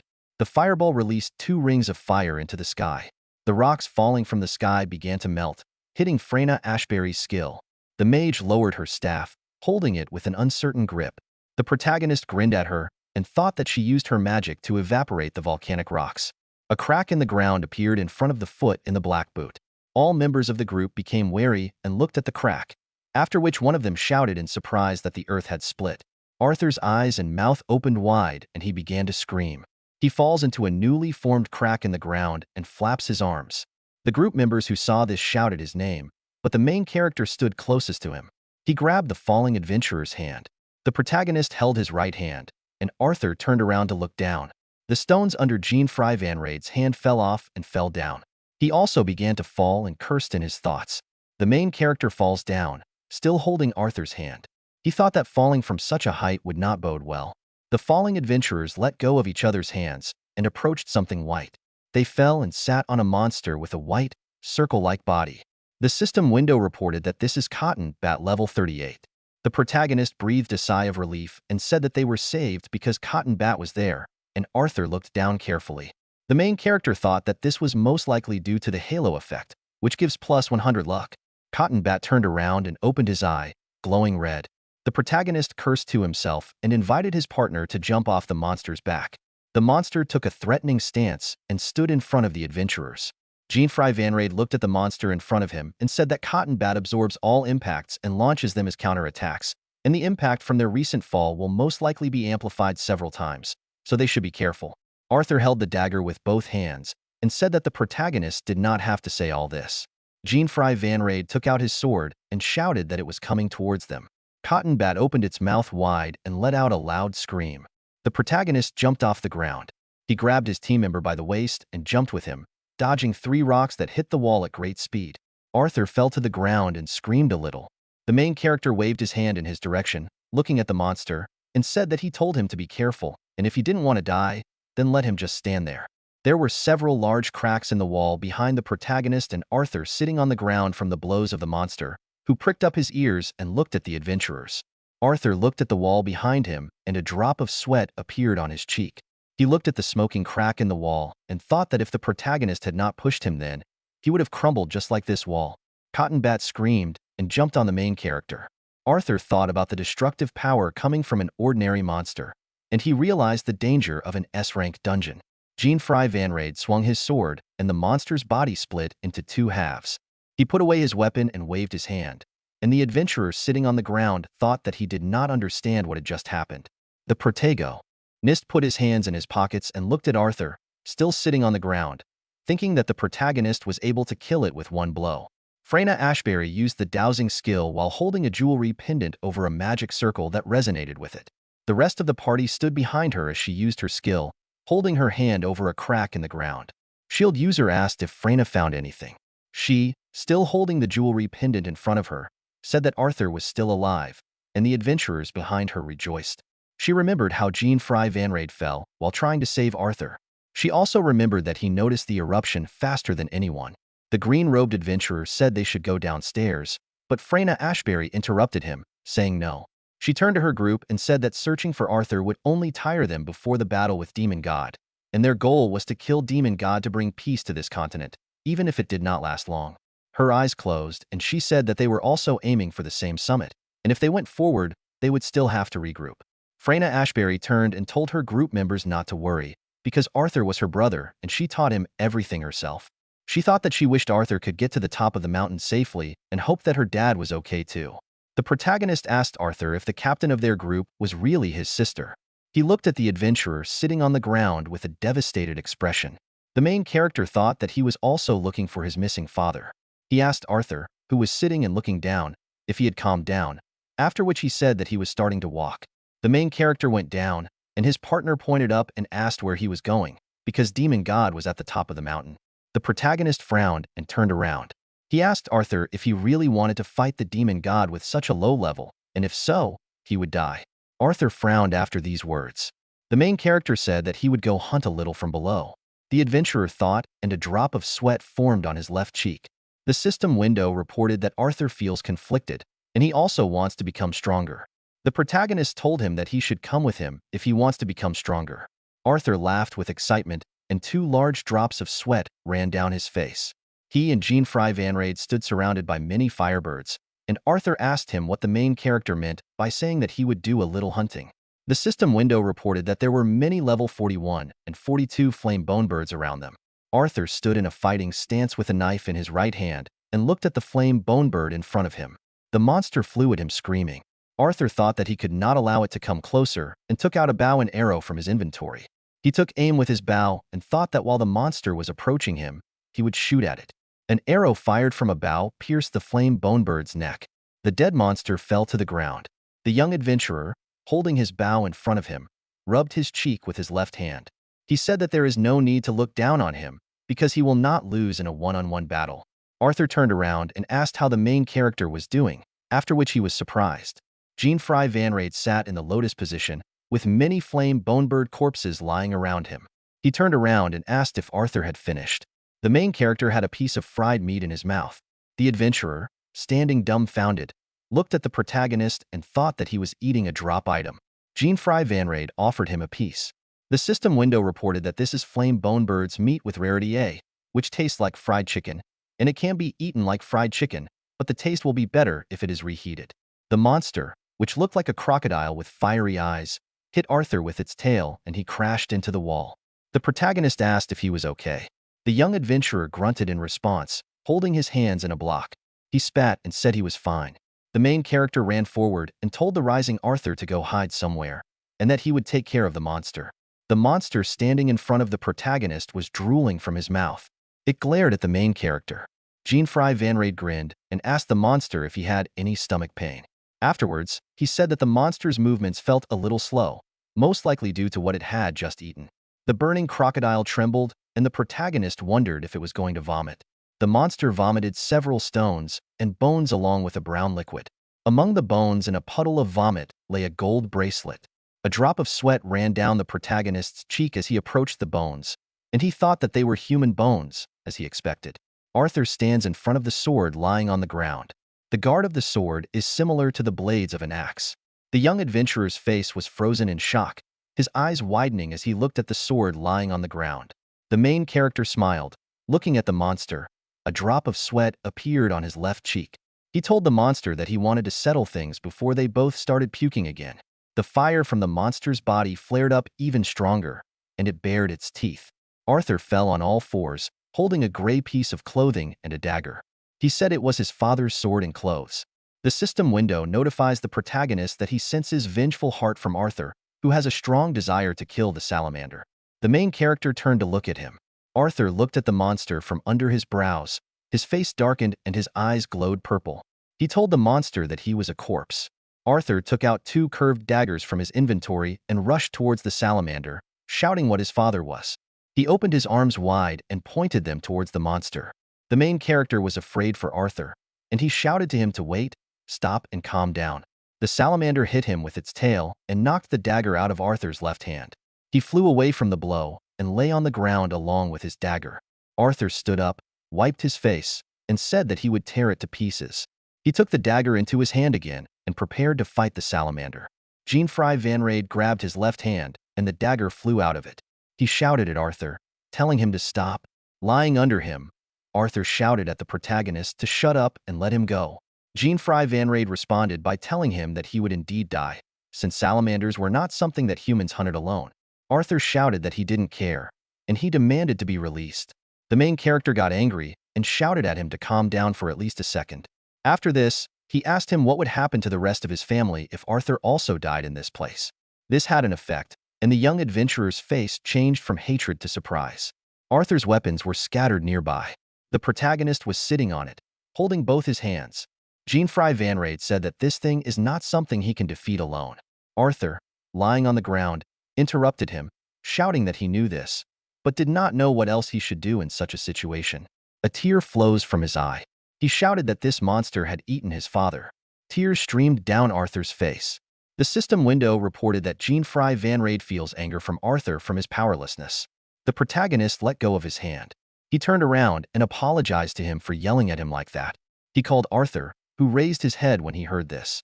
Jean-Fry Van Raid asked him if it was true that his profession was hunter, and if so, then he could use the battle cry skill. He asked what was in Arthur's inventory. He looked at the protagonist with bewilderment. He replied that he had some healing herbs, a bow and arrow, and cotton bat's fluff. Arthur was surprised that he had cotton bat's fluff in his inventory. Jean-Fry Van Raid smiled, looking at him. He said that this was due to the effect of the hunter profession's secret ability, and added that from the looks of it, Arthur had gotten some pretty good items. He asked the protagonist about this secret ability, but Jean-Fry Van Raid replied that they would talk about it later, but now he needed to listen carefully to the plan that the protagonist came up with. He swung the sword behind his back and grinned. The main character said that if everything goes according to plan, they will be able to defeat this monster. He told Arthur to act as he just said. They stood in front of the fire salamander. The protagonist thought of a plan with which they would defeat this monster with just the two of them. A drop of sweat appeared on Arthur's cheek. The fire salamander opened its mouth. Jean-Fry Van Raid told his partner to use the buff on him, and Arthur held his hand out in front of him, ready to do so. He opened his mouth and began to recite the spell. Arthur said, looking up and stretching out his hands in front of him. "Oh, spirits that reside within my words, arise with all your might and lead him to victory." He ended the spell by saying, "Battle cry." Sparks of lightning appeared around the main character standing on a white magic circle. The system window reported that he received the effect of Arthur's battle cry skill, and now player Jean-Fry will be invigorated for 5 minutes. His strength and speed increased by 30%. The salamander became wary, sensing this. Arthur handed the protagonist the cotton bat's fluff he was asking about. The main character grinned and took the item in his left hand. He said that with the effect of the battle cry skill, his stomach would feel much better, after which he told Arthur to just follow the plan. The protagonist ran so fast that it looked like he split into two. The monster was surprised by this. Standing with its mouth open, the salamander stuck out its long tongue, looking at the protagonist approaching it. Jean-Fry Van Raid swung his sword, holding it with both hands above his head. He thought about the fact that this monster has a huge amount of HP, so the standard procedure for fighting it involves attacks from a large number of players. The protagonist struck the monster's body with his weapon many times, and it screamed in pain. The system window reported that salamander, subspecies, was severely poisoned. The monster screamed in pain again, and the protagonist grinned, waving the weapon in his right hand. He thought that using Centipede's poison, he could stop the salamander for a couple of seconds. The arrow flew towards the monster. The arrow pierced the monster's head, and it screamed in pain. Arthur stood aiming his bow behind the protagonist's back. Jean-Fry Van Raid grinned and thought that now everything had gone according to plan, because the salamander's weak point was between its eyebrows. Arthur took an arrow from his inventory. He aimed at the monster. The protagonist thought that someone who fights at close range would have a hard time fighting this enemy, so he is glad that Arthur went with him. The young adventurer shot an arrow from his bow. Jean-Fry Van Raid dodged the monster's blows and struck it with his own blows. The protagonist ran with a weapon in his hand. Arthur stood, aiming at the enemy's head, and the salamander swung its giant paw, and 4 arrows protruded from its head. Another arrow hit the monster's lip, and he let out several dying screams. The main character frowned and thought about what would happen now. Arthur stood behind him, aiming his bow. The monster let out a furious roar, raising its head upward. The system window reported that salamander, subspecies, had entered berserk mode, and all stats of this monster were increased by 30%. Arthur wiped his face with his right hand, moving his bow hand to the side. He said that the heat from the monster could be felt even here, wiping beads of sweat from his face. The protagonist ran towards the monster, the entire surface of whose body was on fire. Jean-Fry Van Raid smiled as he ran towards the monster and thought that all of the salamander's stats in berserk mode had been increased. He took Cotton Bat's fluff in his left hand. The protagonist thought that he would turn this into his advantage. The salamander stuck out its tongue and ran towards the main character. He extended his hand with Cotton Bat's fluff in front of him and blocked the blow with his tail. Flashes of lightning appeared at the site of the impact. The protagonist smiled widely, holding the item in his hand, and he said that the preparation was complete. He ran, holding his weapon in his right hand. The main character thought that in berserk mode, the monster's weak spot also changes. Arthur took aim at the monster. He shot the arrow, thinking that the salamander's weak spot was now in its front legs. The arrow pierced the monster's leg. Taking advantage of the moment, Jean-Fry Van Raid swung his sword, striking the monster's leg. The system window reported that Mind's Eye was activated. Black spots spread all over the monster's body. Salamander screamed in pain. The protagonist dealt many blows to the monster, and Arthur stood aiming at it. The salamander huddled to the ground. Arthur, holding an arrow on the string of his bow, noticed this. Both adventurers put their weapons aside and looked at the monster clinging to the ground. The salamander's body was covered in scratches. 3 arrows protruded from the monster's head, and a white liquid was flowing from its nose and mouth. The protagonist examined the monster and thought that the flames around the monster had weakened, which meant that it's in critical condition. But the monster can still recover if it absorbs the lights around it. The system window reported that salamander, subspecies, is restoring its HP. The monster opened its mouth, with lights coming out of it. Arthur grabbed his bow and thought about how this monster has self-regeneration. He put an arrow on the string of his bow and thought that if this monster can pull it off, they will not be able to defeat it in 5 minutes, and they will lose the buff from the battle cry skill, and they need to kill it now, while it is not yet fully recovered. Arthur pulled the string of his bow and shouted to the protagonist that he was ready. Jean-Fry Van Raid stood with his hands down in front of the monster. He raised his sword hand and said that, "Understood." The protagonist looked up and shouted that he would like to end this battle right now. He ran towards the salamander. The monster narrowed its eyes and growled. The main character held the sword in front of him and shouted to the monster to open his mouth. After that, he delivered a wide blow to the salamander's neck. The monster's mouth opened wide and let out a slight scream. Jean-Fry Van Raid picked up Cotton Bat's fluff and thought the time had come.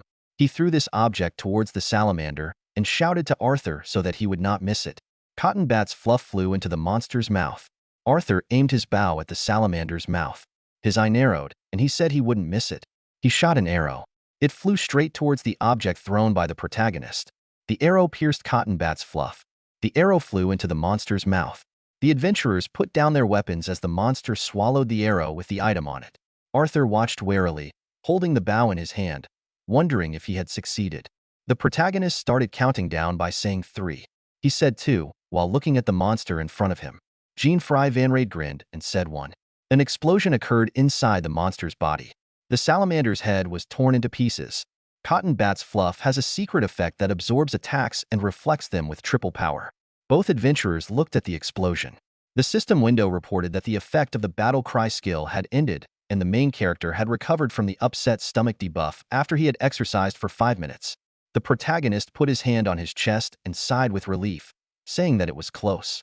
The monster's body swayed, with smoke emanating from it. The salamander's corpse fell to the ground. The system window reported that he defeated Salamander, subspecies, and received EXP for it. The main character looked down and he said that it was finally over. Arthur stood over the abyss, clutching his father's sword to his chest. Jean-Fry Van Raid stood silently and looked at him. He put his halo into his inventory. The rest of the group ran up to them and Freyna Ashbury called out to Arthur. They asked if he was okay. Freyna Ashbury saw the sword in her brother's hands and a bead of sweat formed on her cheek. She said that this was her father's sword. Looking at the guard of the sword with a red ruby in the middle, Arthur trembled and said that he had found it inside the salamander's stomach along with their father's clothes. Freyna Ashbury hugged him. She thanked him for being okay and said he did the best he could. Hugging his sister, Arthur said that it was not he, but Jean-Fry who killed the monster. The whole group looked at the protagonist. He was on his knees, digging a hole in the ground. The protagonist extended his hand to the hole. One of their group asked if he really did it, and another confirmed it. Jean-Fry Van Raid nodded his head. 3 people approached him, and the guy in the red cloak said that he would help. Brother and sister stood with tears in their eyes. Freyna Ashbury put her hand to her mouth and said it was a grave. A sword was thrust into the pile of stones that formed their father's grave, and a red flower was placed on a gray piece of cloth in front of it. They thought that now their father could rest in peace. The brother and sister clasped their hands in prayer, kneeling in front of the grave. The rest of their group did the same, and the protagonist stood by the cliff. He silently looked in their direction.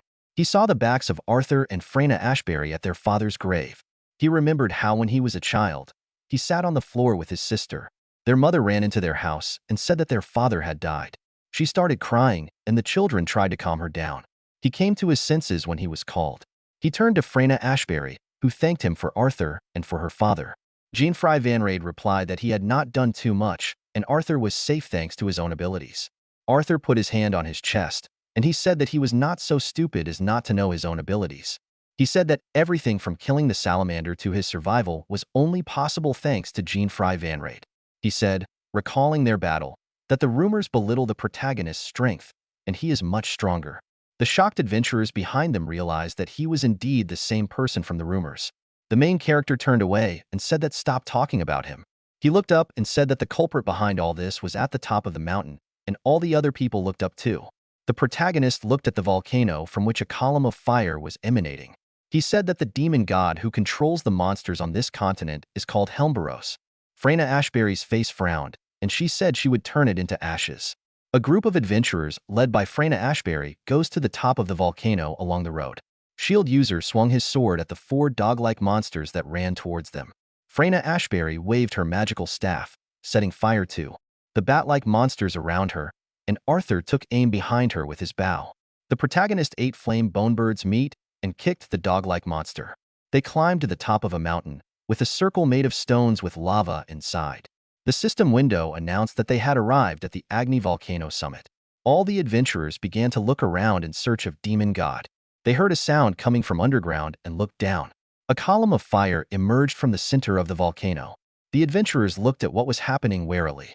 A 3-headed monster emerged from the pillar of fire. The system window reported that his name was Level 50 Helmboros with the Scorching Heat Wave trait. All 3 heads let out a loud roar. The adventurers covered their ears. Shield user was surprised by such a roar. Freyna Ashbury was surprised by the pressure coming from the monster. The left head of the monster laughed, and the central one asked the people if they really came here to die. The protagonist, looking up, said that everyone should move away, since the boss's first attack would be a breath attack. Arthur turned to him in confusion. Freyna Ashbury looked at her boss.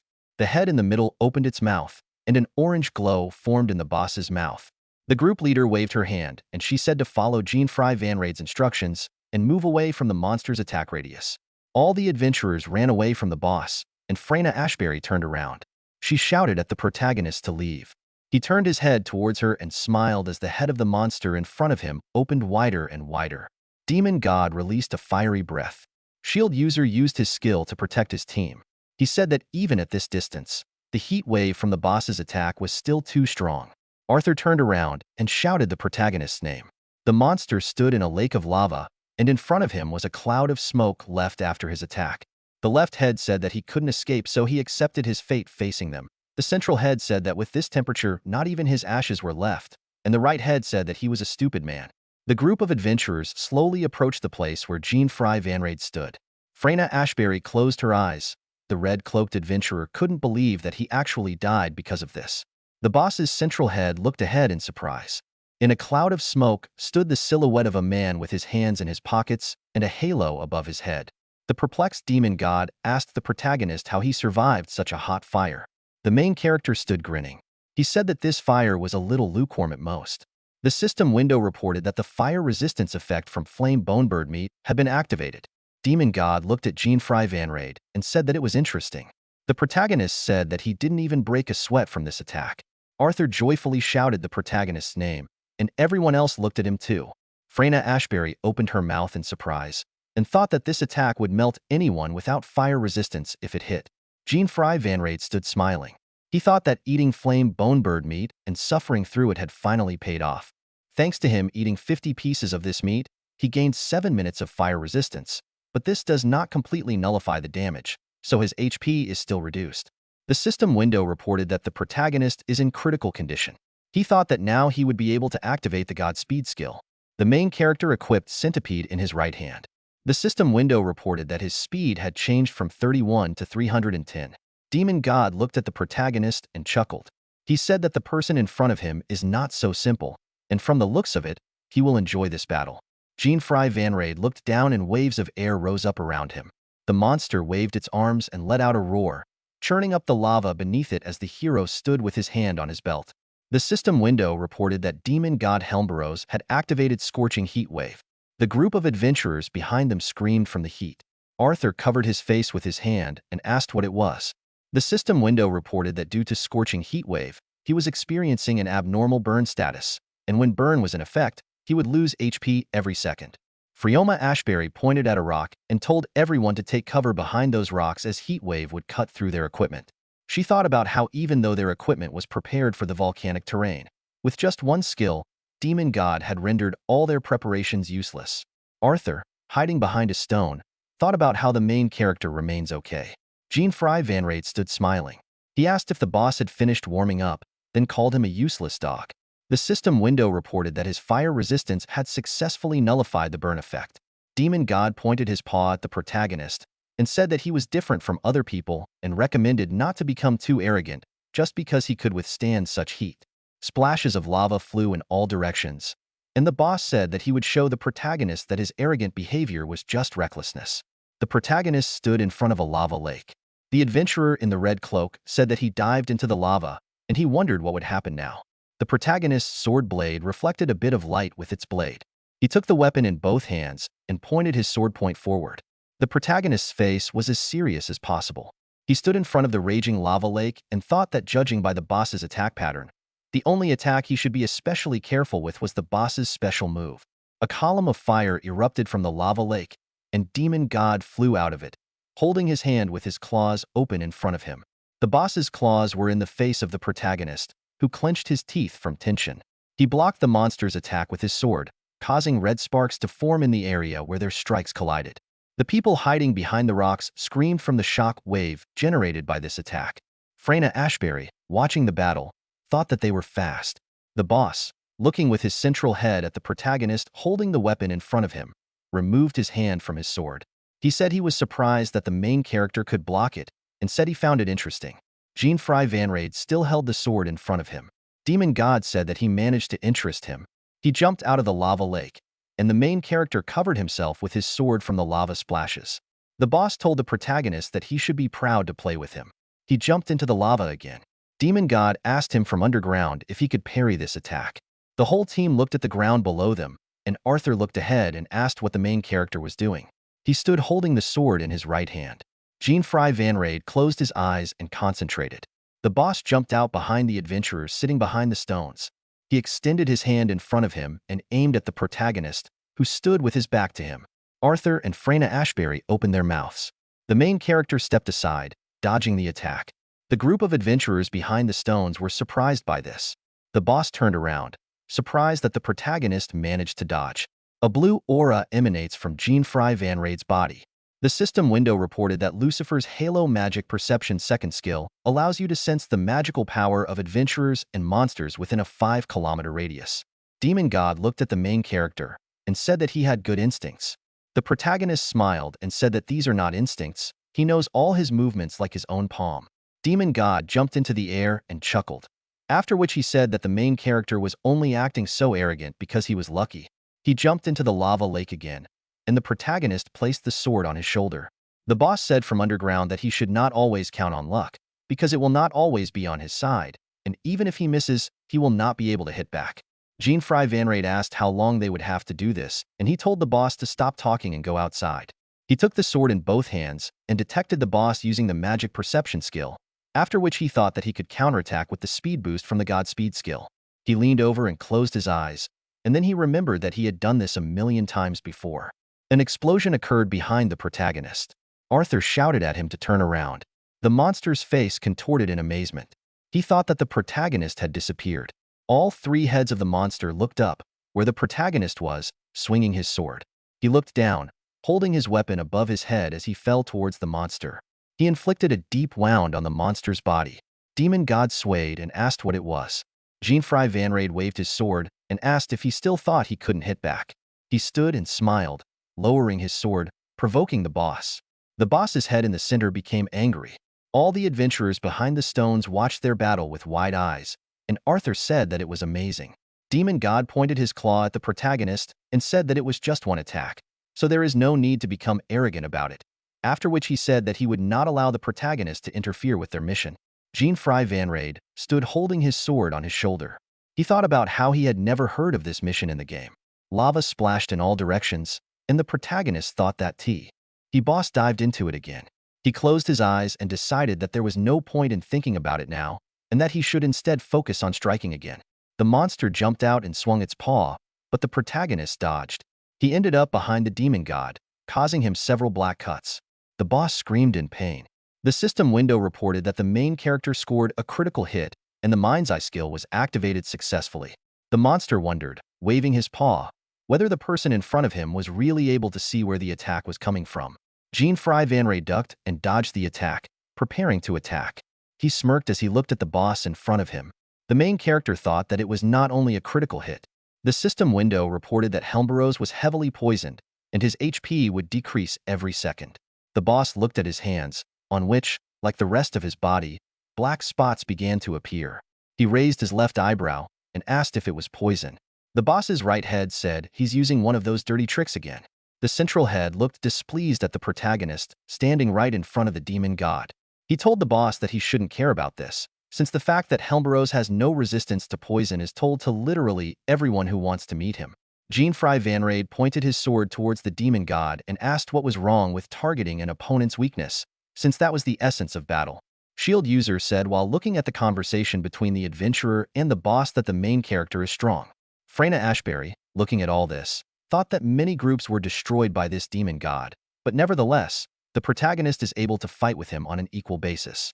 He called the boss names, thereby making him even more angry. The protagonist grinned and told him that thanks to the poison, demon god would die in 5 minutes. The monster let out a deafening roar. The adventurers sitting behind the stones staggered from the sound wave caused by this roar. All 3 heads simultaneously screamed that they would tear the main character to shreds. The heat waves again took their toll on the group of people sitting under cover. Arthur said, brushing aside the stones flying at him, that he could not come closer. They shouted at him to go back, as the scorching heat waves were getting stronger. Freyna Ashbury waved her hand and told everyone to evacuate to a more remote location. Arthur wiped his hand over his face, which had many abrasions. He thought that he couldn't fight the boss. Demon God, whose body was covered in black spots due to the effects of the poison, screamed at the protagonist. The central head of the monster released a fiery breath. The boss finished his attack. The protagonist stood in front of him completely unharmed. Jean-Fry Van Raid stood there, puzzled, because fire breath was an attack that the boss only used as a first attack, and there was no such pattern in the game. The central boss head said that Jean-Fry Van Raid was definitely using some kind of ability to detect his magic. The protagonist looked up with a bead of sweat running down his left cheek and asked if this was the boss's excuse for being the one who was losing. The monster chuckled and raised his hands in front of him. All 3 heads began to speak. The left head said that even if the main character knew where they would hit from, the right head continued by asking if he could withstand their attacks, and the center head continued the right's question by asking what would happen if he was attacked by all of them at the same time. Jean-Fry Van Raid became wary and realized that he did not know what the monster was up to. The rest of the group's eyes and mouths dropped open in amazement. Demon God split into 3 separate monsters. The shocked protagonist thought that there was nothing like this in the game. All 3 monsters jumped into the air. The boss dove into the lava lake again. Jean-Fry Van Raid stood looking ahead and thought that they were right, because even if he knew where the next attack would come from, it would not be possible for him to deal with several such enemies at once. Demon God said from underground that the protagonist will be the first to die. Jean-Fry Van Raid quickly turned around. The monster of the central head landed behind the protagonist, and he barely dodged its claws. The main character thought that his HP was now very low thanks to the Godspeed skill. The system window reported that he was at 4 out of 292 HP and was in critical condition. The protagonist thought that he could not afford to get even the slightest scratch. Demon God jumped at Jean-Fry Van Raid, and he dodged the jump. The monster of the left head jumped at him, extending his hand in front of him. The protagonist thought that this whole situation was more fun than all that had come before it. He exhaled and smiled, looking ahead. The protagonist stood supporting his right hand with his left. Demon God said from underground that it was entertaining, after which he told the protagonist not to worry, because he would send this dead weight to hell with the protagonist, so that he would not feel alone. Jean-Fry Van Raid frowned and stopped smiling. The boss jumped out of the ground and said it was the end. The monster's jaw hung over the protagonist, who opened his eyes wide in surprise. Someone used the frost explosion skill. The monster's paws were pierced by a block of ice. The owner of Feet and Shoes asked if it was too dishonest to attack 3-on-1. Freyna Ashbury continued to say that she did not like to be called dead weight. The monster from the right head, covered in blood, said that she was annoying. He opened his mouth wide and shouted that she was simply asking to be killed first. Jean-Fry Van Raid cut off the boss's head with a swing of his sword. The right head of the demon god with its tongue hanging out flew away, detached from its body. It fell to the ground, creating a small explosion as the rest of the group watched. The protagonist stood leaning on his sword and said that now they were even. He wiped the sweat from his face with his finger and said that there were only 2 left. The adventurers gathered around the head of the slain monster. The system window reported that the Mind's Eye skill was activated, and the main character killed the right body of demon god Helmboros. Arthur clenched his hands into fists in admiration. Freyna Ashbury warily looked at the back of the tired Jean-Fry Van Raid, who stood leaning on his sword. His gaze darkened, and he looked in front of him, and thought that there were two more opponents left. The central body of the boss jumped at the protagonist and asked how he dared to kill his brother, and the protagonist began to turn around. The left body jumped on Freyna Ashbury, saying that it would cut her into pieces. Both adventurers defended themselves from the boss's attacks by standing with their backs to each other. The protagonist, holding the sword in front of him and blocking the demon god's attack, asked the leader of the group, who was holding a magic circle in front of him, protecting himself from another demon god's attack. Jean-Fry Van Raid asked if she can really use ice magic, to which Freyna Ashbury replied that she can, but she is better at fire magic since her connection with ice magic is not as high. The monsters held their paws in front of them, trying to break the adventurers' defenses. The protagonist asked if she was okay being so close to scorching heat wave, and she replied that she canceled the burn effect with buffs, but they didn't last very long. Jean-Fry Van Raid smiled and told her to stand the same way as now. He pulled the sword out of the boss's paw. Godspeed skill has been activated. The protagonist inflicted several wounds on the boss's neck and jumped over him. He kicked the ground so hard that the stones scattered under his boot. The main character ran to Freyna Ashbury, who was still holding the magic circle in front of her. He jumped into the air and stabbed his sword into the chest of the demon god's left body. The system window reported that the Mind's Eye skill was activated. The monster fell to the ground in a pool of its own blood, and the protagonist stood on it, holding his weapon in his hand. The system window reported that he had killed the left body of demon god Helmboros. Jean-Fry Van Raid turned around and looked with a gloomy look. He thought that thanks to the poison, he was able to deal with the monster quite easily. He looked at the lake of lava, to which a path of blood was laid. The protagonist thought that the last monster dived again. He told Freyna Ashbury, who was standing behind him, that everything would be fine now, so she could go into hiding. She told him that before that she would like to show what she could do. The main character was surprised and a drop of sweat ran down his left cheek. Freyna Ashbury activated the Sunflame skill. A magic circle appeared above Jean-Fry Van Raid, and he looked at his hand. The system window reported that the Sunflame buff had been activated and its attack would be increased for 3 minutes, and also its fire resistance would be increased, which stacks with other effects. The protagonist stood in shock and thought that his resistance to fire had increased even further. Freyna Ashbury showed him the back of her hand, which had a red magic circle on it. She said that while this buff is in effect, she cannot use magic. She turned and walked towards the shelter and wished the protagonist good luck. He smiled and thanked her before turning towards the lava lake. The boss's central body sat on a rock, looking down. It got angry, showing its teeth in its mouth, and said that it could not even imagine that they would end up in such a state only because of pathetic people, and, as soon as it recovered, it would tear them to pieces. A voice from above asked him how long the boss was going to sit here and whether he was tired of playing with him. The boss turned in surprise towards the sound. The protagonist descended from above, spreading his arms to the sides. He smirked and looked at Demon God. The monster got scared and moved away from the protagonist, after which he asked how this was possible, since they were inside a volcano. He continued to say that an ordinary person cannot be here, to which the irritated protagonist simply waved his hand. Demon God's face twisted, and he thought that this was impossible. Jean-Fry Van Raid swung his sword. The boss's body was chopped into several pieces by the main character's blows. The boss only had time to think that he was defeated by the forces of just one person. A column of fire burst out of the volcano. The adventurers moved away from him and asked if an eruption had really begun. Freyna Ashbury looked to the side and wanted to say what it was, but Arthur shouted out the name Jean-Fry Van Raid. The main character jumped out of the lava lake and sat on his knees. His group asked if he was okay, walking towards him. Shield user asked if it was over, and the protagonist told him that it was over. The adventurer in the red cloak said to bring healing potions. Arthur said that the main character killed the demon god. The protagonist grinned and said that this was true. The brother looked at his sister. Freyna Ashbury said with a smile that now their father can rest in peace. The adventurers looked at the system windows that appeared in front of them. The system window reported that they had defeated the level 50 demon god Helmboros, and for this they were receiving rewards and EXP.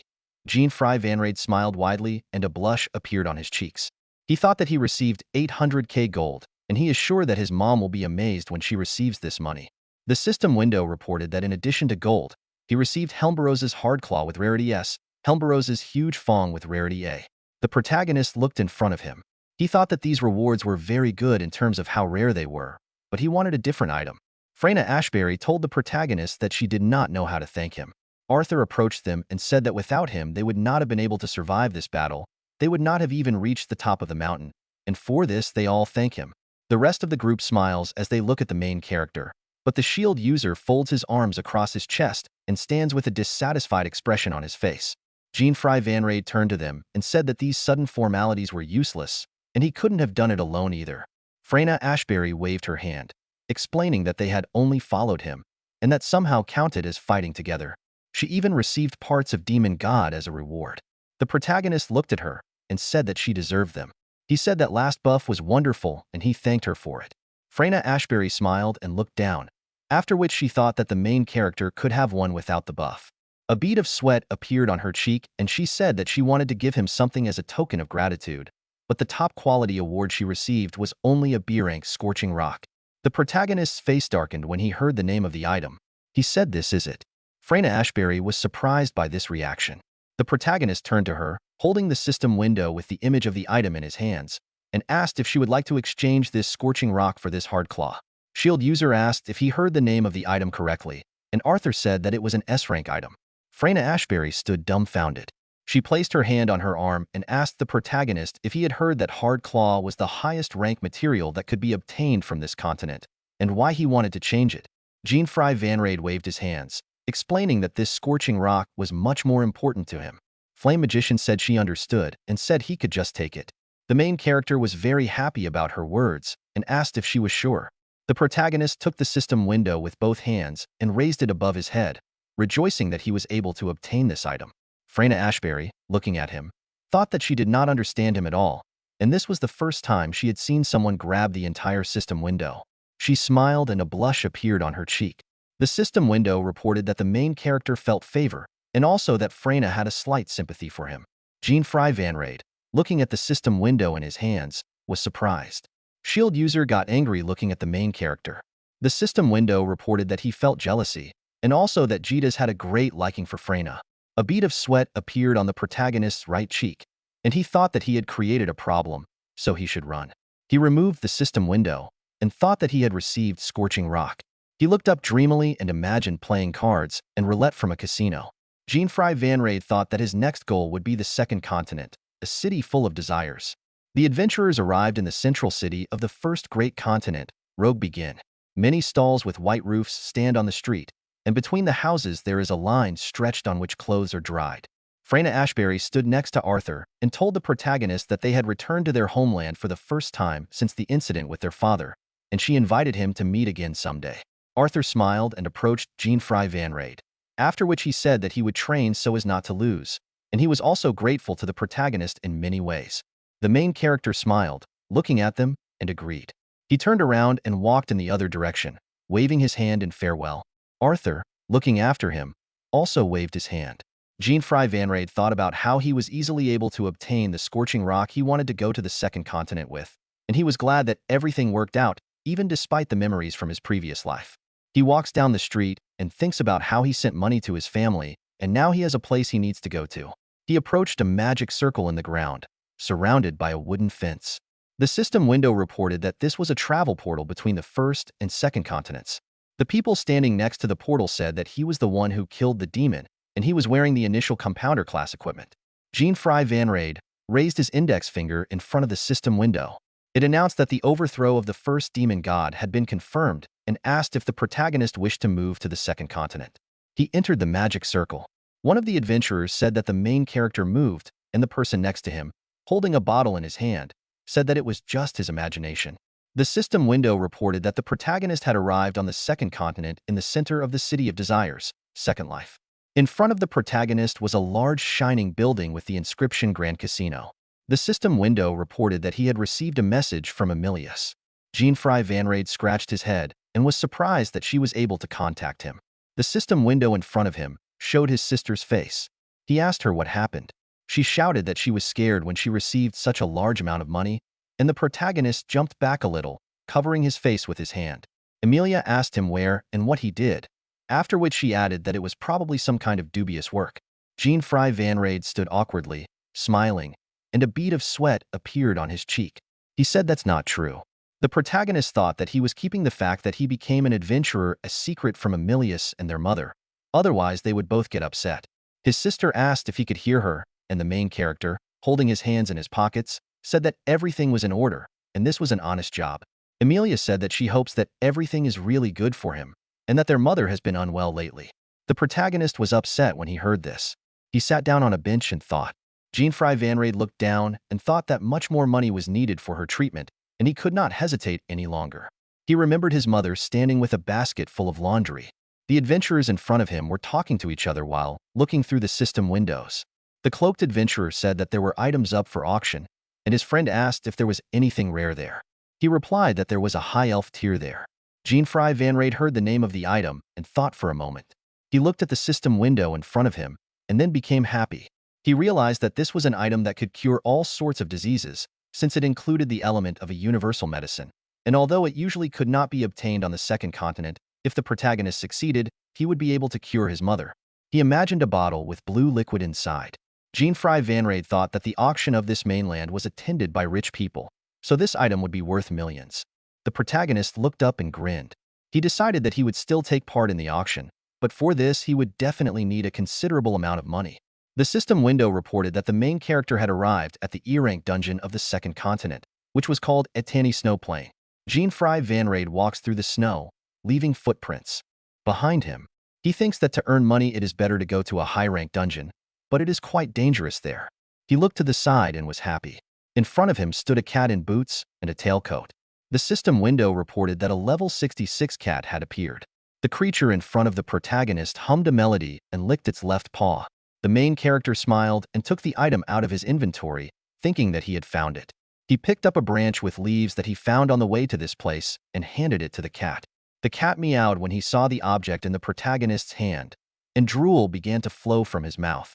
In front of Jean-Fry Van Raid lay a frozen fish, some leaves of the red flower plant, and in his hand was a snow plain vine. He called the cat and said that all this was for him. He pointed to a pile of red leaves and said that the leaves of the red flower plant would make a very soft and comfortable bed. The level 66 cat was delighted and clearly wanted to get it. The protagonist asked if he liked these items. The cat meowed happily and pulled out a huge gold coin, jumping with pleasure. The system window reported that this item is called Gold Cat Coin with Rarity A, and it doubles the amount of money received.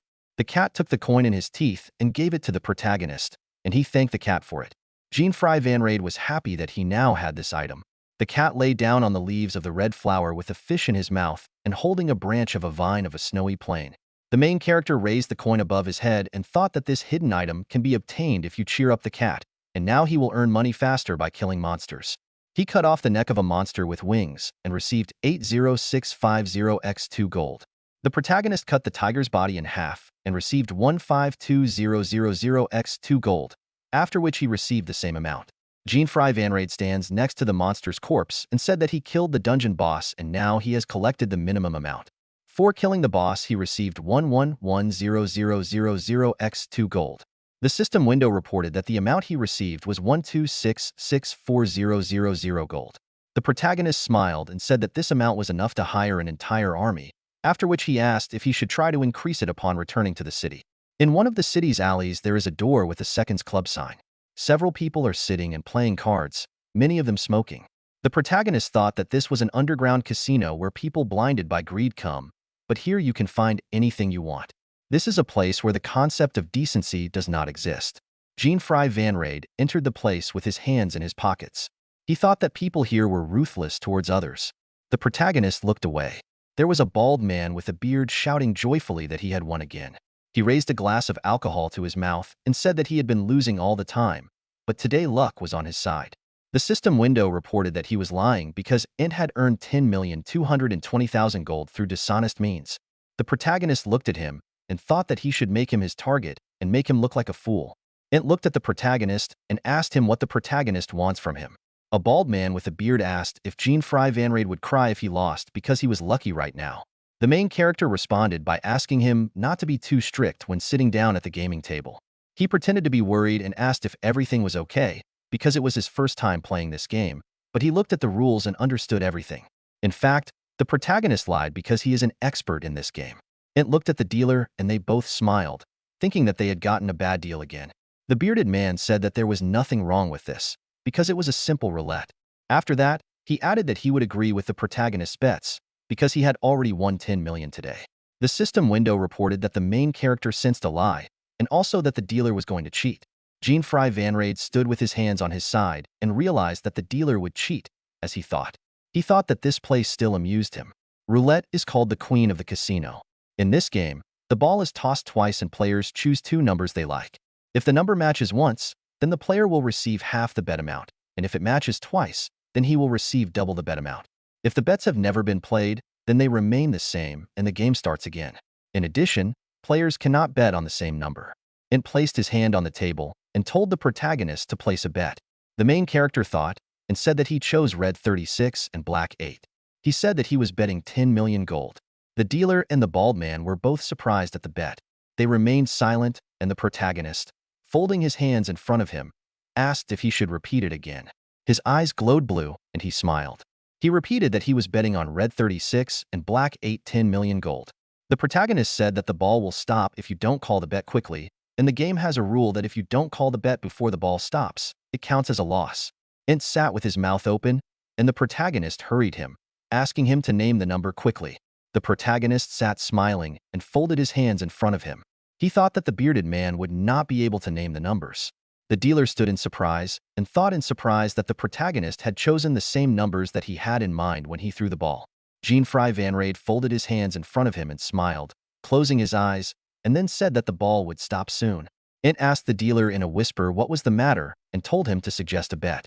A bead of sweat ran down the dealer's irritated face as the bald man glared at him.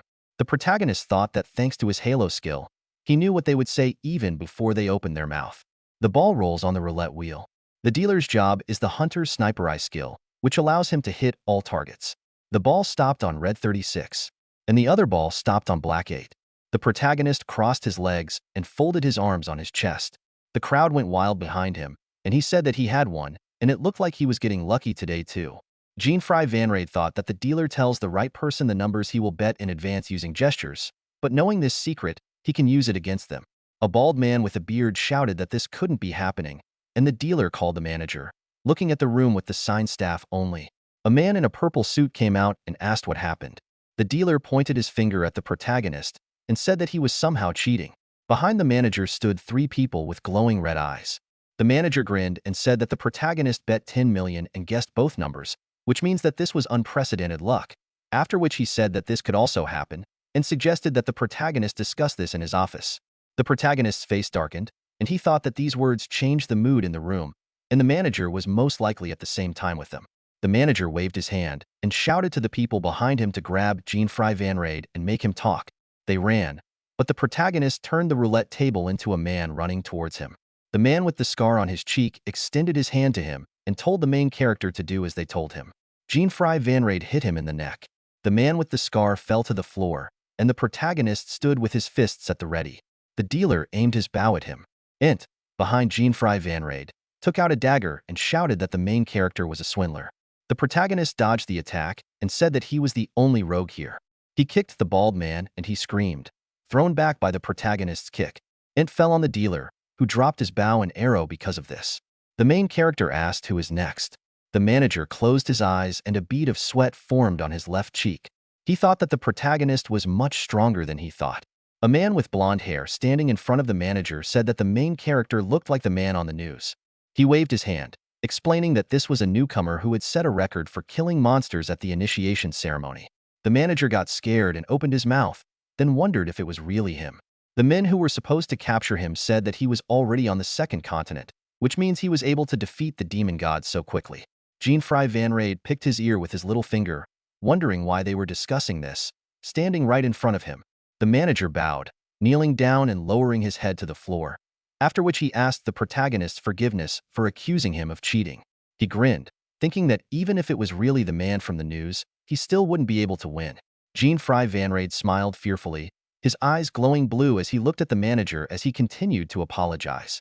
He leaned over to the manager and said that he was going to take all the money there was in this establishment. The protagonist also demanded an invitation to the auction. The manager, frowning, opened his mouth and was surprised at the impudence of the protagonist, and he asked him again if he really wanted it. Jean-Fry Van Raid, holding his finger on the system window, said that this is a fair price for being called a crook, and that's what he wants. The protagonist turned around and said that if the manager refused, then people from the Public Safety Association would come here.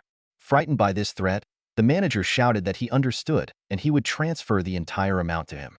The main character approached a brick-lined building with a gold sign and 2 white flags that read Life Second. The system window reported that this was a central auction location called Life Second. Jean-Fry Van Raid opened a system window that showed that he had 5709,82615 gold in stock. He said that he had collected the amount he wanted to collect, and if he was lucky today, he would receive a high elf tear. He thought that, thanks to the invitation he had received, he could easily appear at the auction in order to compete for the item he needed. He sat on a red upholstered chair, folding his arms across his chest and smiling. There is a sign on the door of Seconds Club stating that the place is temporarily closed. The manager was sitting on the floor next to several pieces of paper, open desk drawers, and a safe open wide. He recalled Jean-Fry Van Raid holding the auction invitation in his hand and said that he had completely ripped him off. The manager looked up, noticing the movement. His eyes opened, and he greeted the head of the department. The auction host raised his right hand, holding onto the podium with his left. He joyfully announced the start of the auction and said that very rare exhibits would be presented today. The protagonist smiled, looking ahead. The presenter said that through the showcase they could look at the 11 exhibits on display. The first exhibit is a huge sword, which is valuable for collectors and has a rarity of A. The presenter pointed to the screen, which showed a long sword with a golden hilt, and said that the starting bid was 2 million gold. Jean-Fry Van Raid thought that to make the medicine he needed 3 ingredients: High Elf Tear, which can be obtained in the hidden dungeon of the 6th continent, Fong of the Ice Do Chimera, and Ancient Red Earth. The person behind the protagonist raised his finger up and a system window with the word 3.5M appeared above him. The protagonist looked at the system window in front of him and thought that it would be great if he could find all 3 of these items in the list. Then it would be possible not to fight for them, but just relax. He found a bottle on the list, tied with a red rope, with a golden dragon and clouds engraved on it. The main character was surprised because he was able to find pure dragon sake. He thought that if he had it, he would have everything he needed. The host announced that the next item is the Fong of the Ice Chimera, which drops from a rare S-rank monster on the 2nd continent with a starting bid of 50,000 gold. The protagonist rotated the system window above his head, raising his finger up. The system window above his head said his bet was 1 million. The host announced that a bid of 1 million gold had been received. He said that a new bid of 10 million gold had been received, and people's mouths opened in amazement. The protagonist turned around to look at who was willing to pay so much money for this item. The Seconds Club manager was standing there, and the system window above his head showed the number 10M.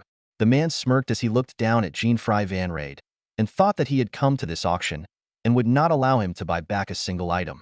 The protagonist remembered how he took the money from this manager and thought that he really didn't take everything. He looked behind him where the manager stood with the man in the red cloak. The main character thought that the High Elf tier was being sold as the last lot, and he couldn't let someone else take it, so he should save the money. The host announced that the Fong of the Ice Chimera was sold to the Blue Snake Guild for 10 million gold. The rest of the auction participants began to say dissatisfiedly that the Blue Snake Guild was taking part in this auction as well. Someone from the crowd said that this was the richest and most powerful guild on the entire 2nd continent, and if he noticed some kind of product, then trading with them would be pointless. Jean-Fry Van Raid frowned and thought that this guild has the reputation of being the richest guild since everyone says it is such a great guild. A blonde man in a red cloak asked, looking at the main character, if he was their target. The manager confirmed his words, saying that he was the one who ruined their casino. The evil manager bared his teeth and said that he was only able to participate thanks to his invitation, which means he cannot be given a chance to purchase anything here. The guild leader chuckled and asked if he was really going to give in to the guild that secretly ruled the entire city, and then said that they would teach him a lesson. The host announced lot number 7.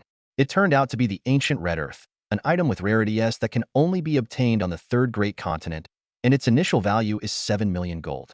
Jean-Fry Van Raid put his finger up and bet 50 million gold.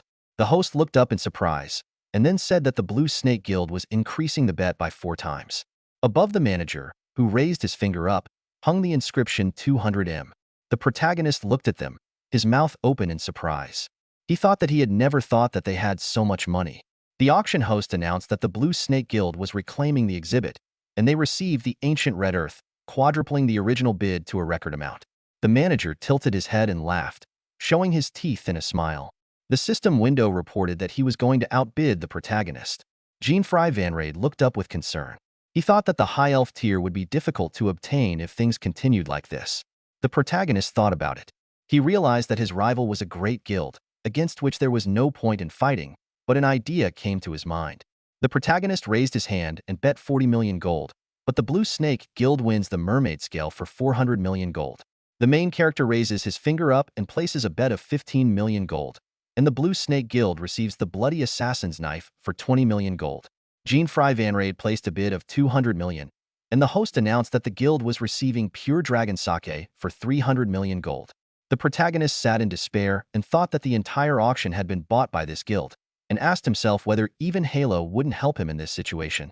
The manager pointed his finger at the main character and laughed, calling him a fool. He said that Jean-Fry Vanrade could not defeat the Great Guild with just one person's money. The manager said contentedly that he would win whatever the protagonist wanted. Jean-Fry Vanrade grinned. He looked in front of him and said that the only fool here is this manager.